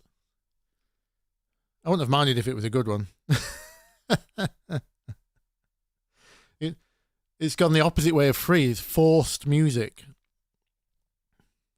They literally had to throw it at you. I mean, it was a brave experiment, don't get me wrong. You know, people were trying free music, were trying pay what you want music, trying torrent your own music. People were trying to figure things out. And Apple's solution was force them to have the album so we can claim the sales. Which isn't that much different to what the record industry used to do to the shops. Because they would count every record that got sent to the shops, even though they weren't sold. Because then they could then count the ones that weren't sold as what was called breakage, which is damaged in transit and things like that. And then they could claim the excess stock. When they bought the excess stock back, they could claim that as another sale as well. So, yeah, it's not too much different to that. It's like the digital version of sales, yes. Is the stream ending? Says Thomas. 9:30. When did we start? We started at 6. Yes. I should probably go. I'm getting a bit hungry.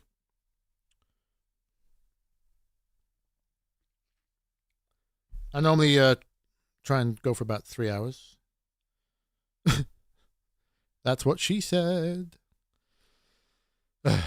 Sorry, I had to put some whimsy on that piece of news about Gregory Coleman. Terrible.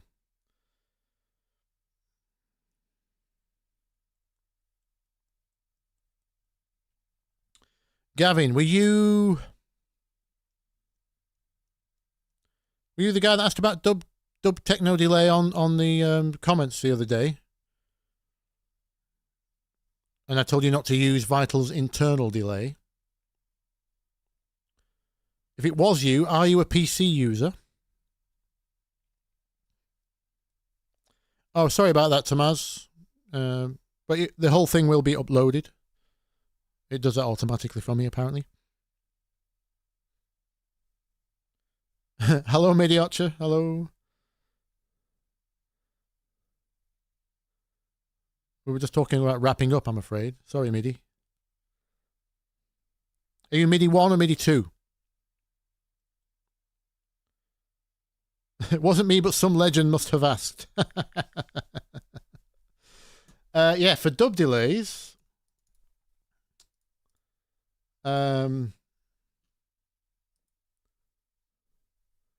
let's just, I'll tell you what, let's put a single chord stab in so I can show this. Have you seen my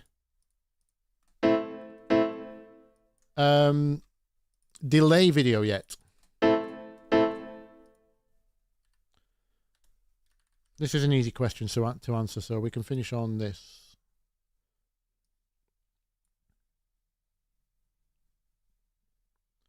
Clean sounding delay, right? Okay. Give me a reference, Shane and Gavin, because for me, dub delay is not clean delay. They're two different things. Dub delay is tape delay on dotted eighths, which sounds like give me a second. Dotted eighths. Lots of feedback. That.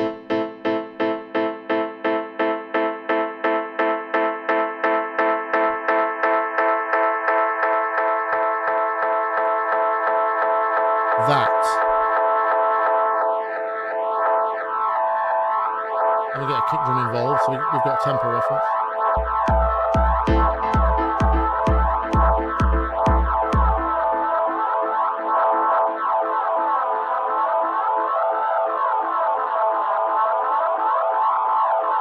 This for me is dub delay. I don't know how.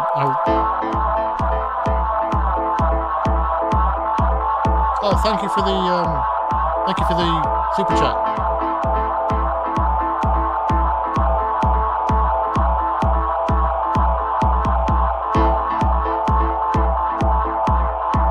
That is a great tip. Thank you. Yes. When you pump something in, auto tune the heck out of it, and then try and grab the MIDI.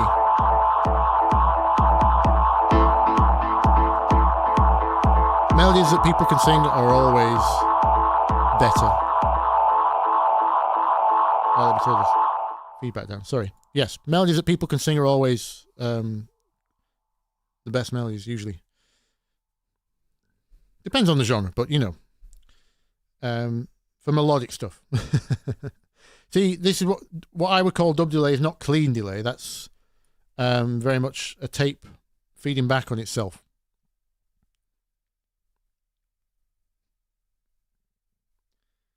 So when you say clean delay,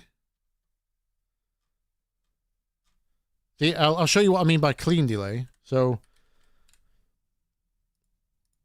delay by 6 sample, one of the best delays out there, but it's not very good at feedback, in the sense that it can't really, like if you take a proper, the reason this variety of sound delay is so good is watch what happens when I turn the feedback up and we've got nothing playing back.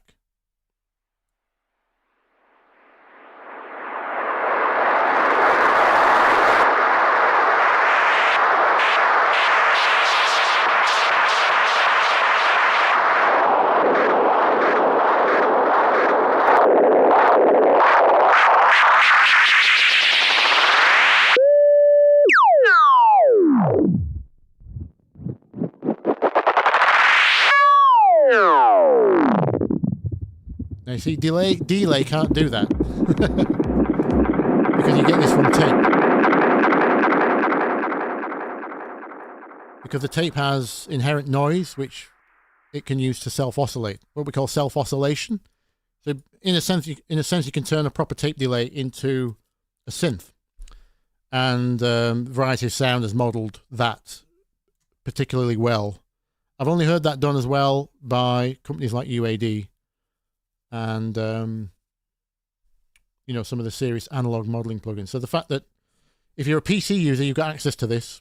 It's a shame he never did a Mac plugin, but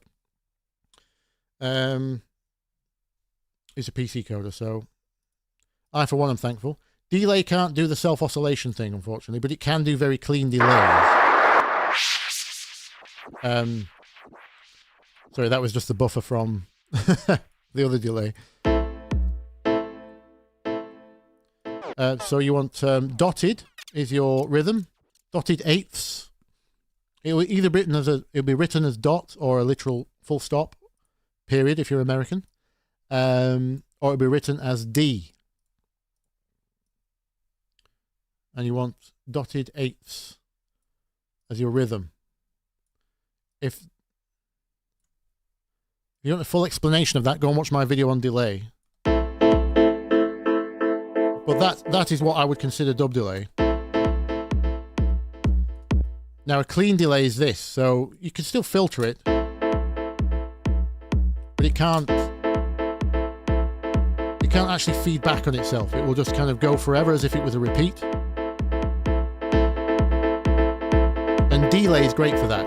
You can do tape wobble and distortion, but you can't actually get it to feed back on itself.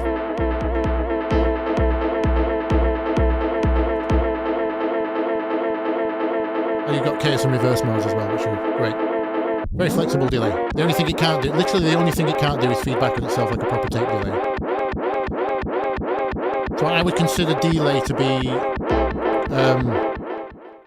I would consider to be a clean delay. So I don't know if that's the type you're talking about. Obviously, a common thing is to send the delay into a reverb. If you want those super like far off. My favorite atmosphere reverb is Dragonfly. Go, go, go. I know this piano stab and kick drum isn't necessarily representative of dub techno, but you'll get the idea. So you can get the delay to wash off, what we call a diffuse. You know, it's no longer just a repeat, it's surrounded in, it's been smeared by, well, in this case, a reverb. You could do this with a chorus, early reflections model, or a much faster delay, set to not tempo. In fact, well, again, delay does everything. You don't have to do anything else. It's got a diffuse amount in it, so you'll hear this become basically a reverb.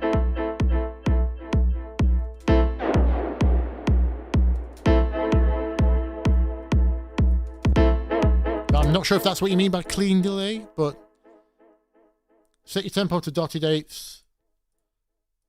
Preferably get a tape delay because it can do mad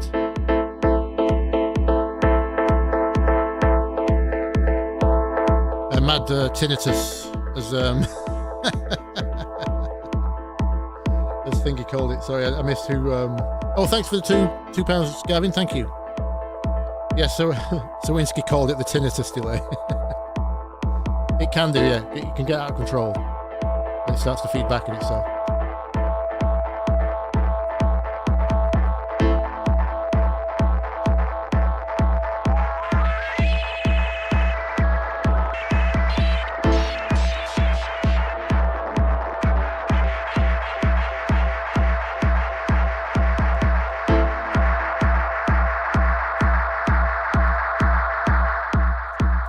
Anyway, too much fun.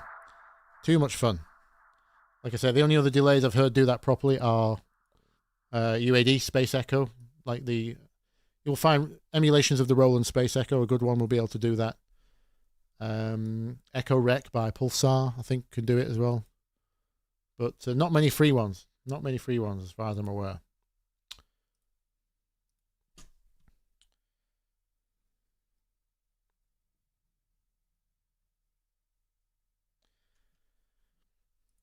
If you're a PC user, you absolutely Thomas, if you absolutely have to visit this guy's website, Variety of Sound.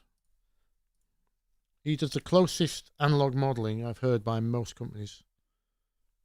I shouted him out in my Waves video, what to use instead of Waves. Unfortunately, he doesn't do Mac software. He's a PC coder only. He's an audio scientist, as far as I can tell, that just puts out free plugins. He's just done an amazing plate reverb, by the way, as well. Just released. Epic Plate. Variety of Sound. This guy. If you go to his downloads, well, let me show you the interfaces. He's just done a Mark III of this delay, which is what you're hearing there. What else have we got?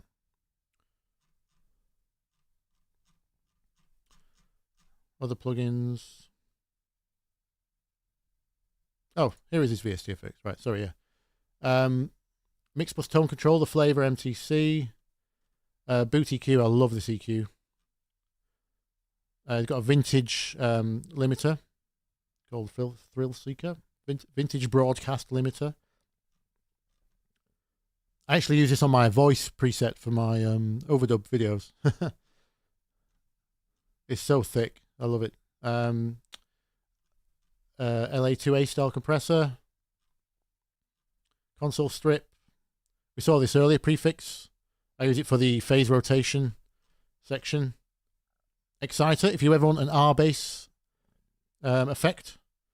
R bass, it does special harmonics of low, mid, and high. Sounds beautiful. If you need a good transformer model, this model's a transformer really well. The Tesla. He's also made a Tesla which is transient sensitive. Yeah. They're all free. And I don't think he's made a bad plugin yet. I don't really use his channel strip too much. I think it's fine if you want everything in one place, like a compressor, EQ, saturation, etc. But I think all of his separate plugins are much better than his channel strip. That's probably the only one I don't use a lot of. It's all analog flavor stuff, so not always appropriate for electronic music when you want clean, punchy, kind of transient digital sounds. Not always appropriate for that, but if you need analog flavor for free, I love his stuff.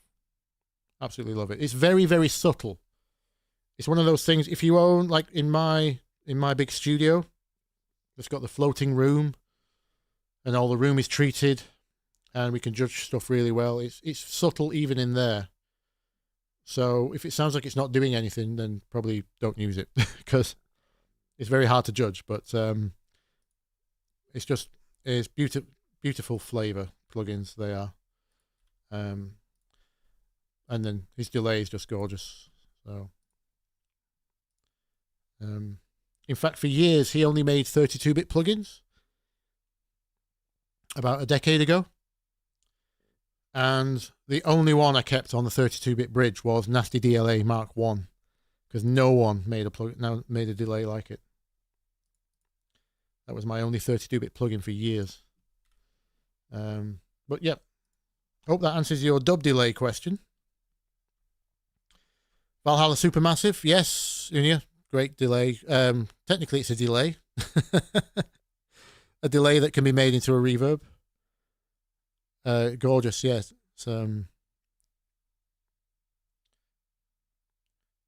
Valhalla make great plugins in general, to be honest. Yeah, as Ulima, you'll have to forgive my pronunciation of your name there.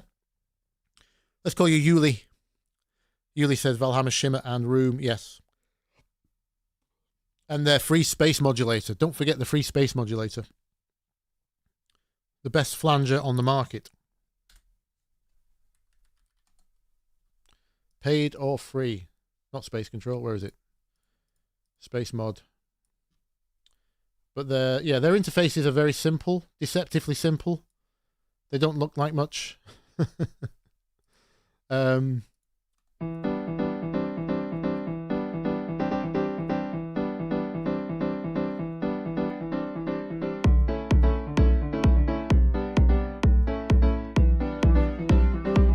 Just brilliant. Gorgeous.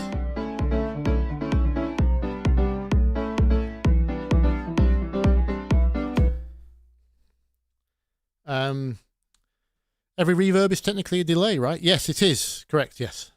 Yeah. Basically a billion delays in a diffusion algorithm thing. Dancing around, trying to not sound like repeats. I think is the principle, right? I did try to code a delay once. I for the life of me, I don't know how they make them not take up 100 CPU. Because there's so much memory. It's not just the CPU. Each repeat has to be stored in memory. So if you don't know how to code like me, you end up with your CPU in the red and some kind of memory leak, and your memory's just going up permanently until you run out of RAM, and then everything crashes. So yeah, that was a long time ago. I've not tried coding since. But yes, they are technically, all reverbs are technically delays underneath. As far as I'm aware, unless there's a much more efficient way of doing it, I'm not sure.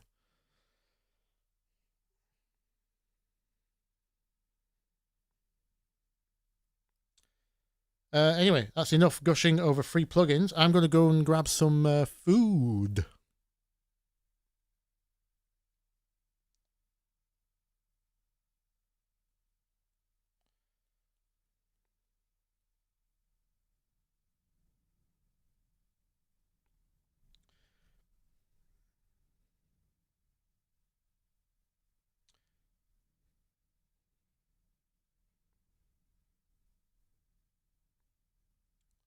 Why We Bleep did a great interview with Valhalla, did they? Oh, the Europe Rec podcast. Okay, yep. I shall check it out. Thank you. They're great guys, because you can tell from the interface why that they care, because it's not a visual thing. Excuse me. My nose is bunged up.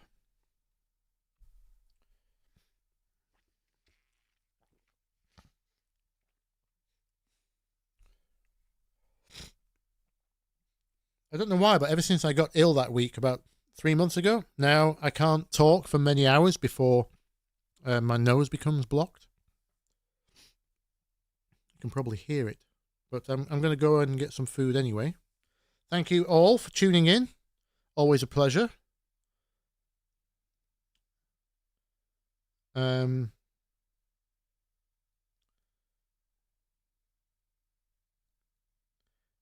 Thanks, Thomas. I know no problems being late. It will all be uploaded on the. They don't appear with the normal videos anymore. There's a separate live tab if you're looking for the live streams. You want to catch up, or if you want to fall asleep, one of the two. Yes, it'll all be uploaded under the live tab, where I promptly get a, I've probably already had one actually, a demonetization notice, because we're always referencing other people. So I get the big red $ next to the live upload once it goes live. Do we have a Discord? Well, I'm afraid we don't know. I did kind of start setting one up, but I just don't have the time to contribute, I'm afraid. Or police it would be the other problem. When I was making the channel, it started telling me I would need to employ AI moderators and stuff like this. And it all got a little bit crazy, so I thought I'll just leave it for now, because I can't really be there anyway, I'm afraid.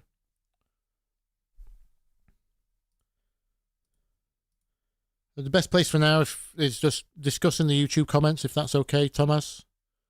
Any questions in there, and we'll get round to you. I'm still not a big enough channel that I can't catch up with all the questions.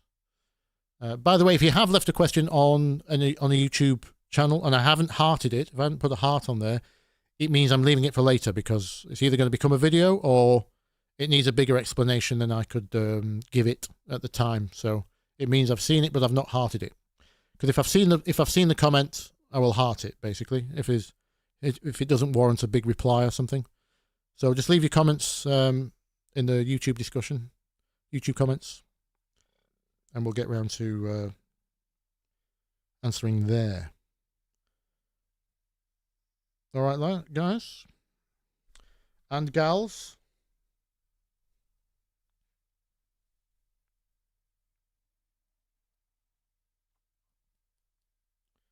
Do we have any ladies in?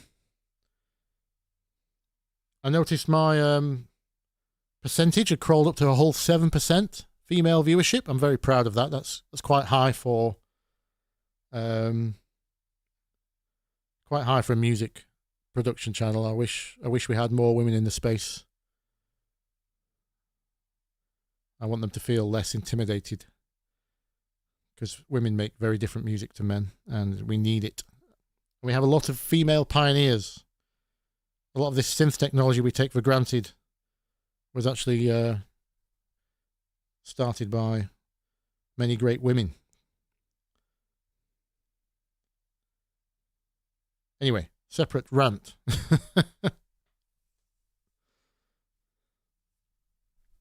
And not a rant that should probably be come from a middle-aged white guy. So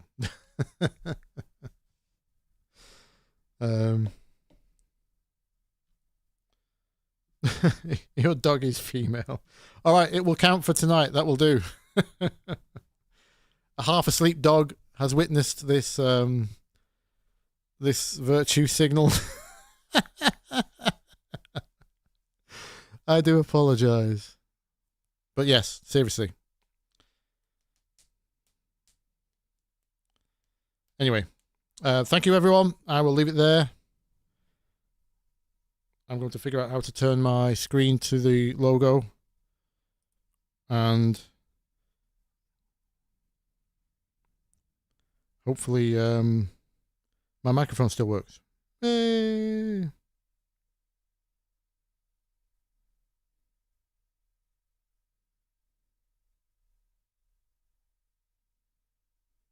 Nice one, guys. I'm going to play some music back and manually fade it out because I don't know how to do fading on YouTube. Have a kick drum.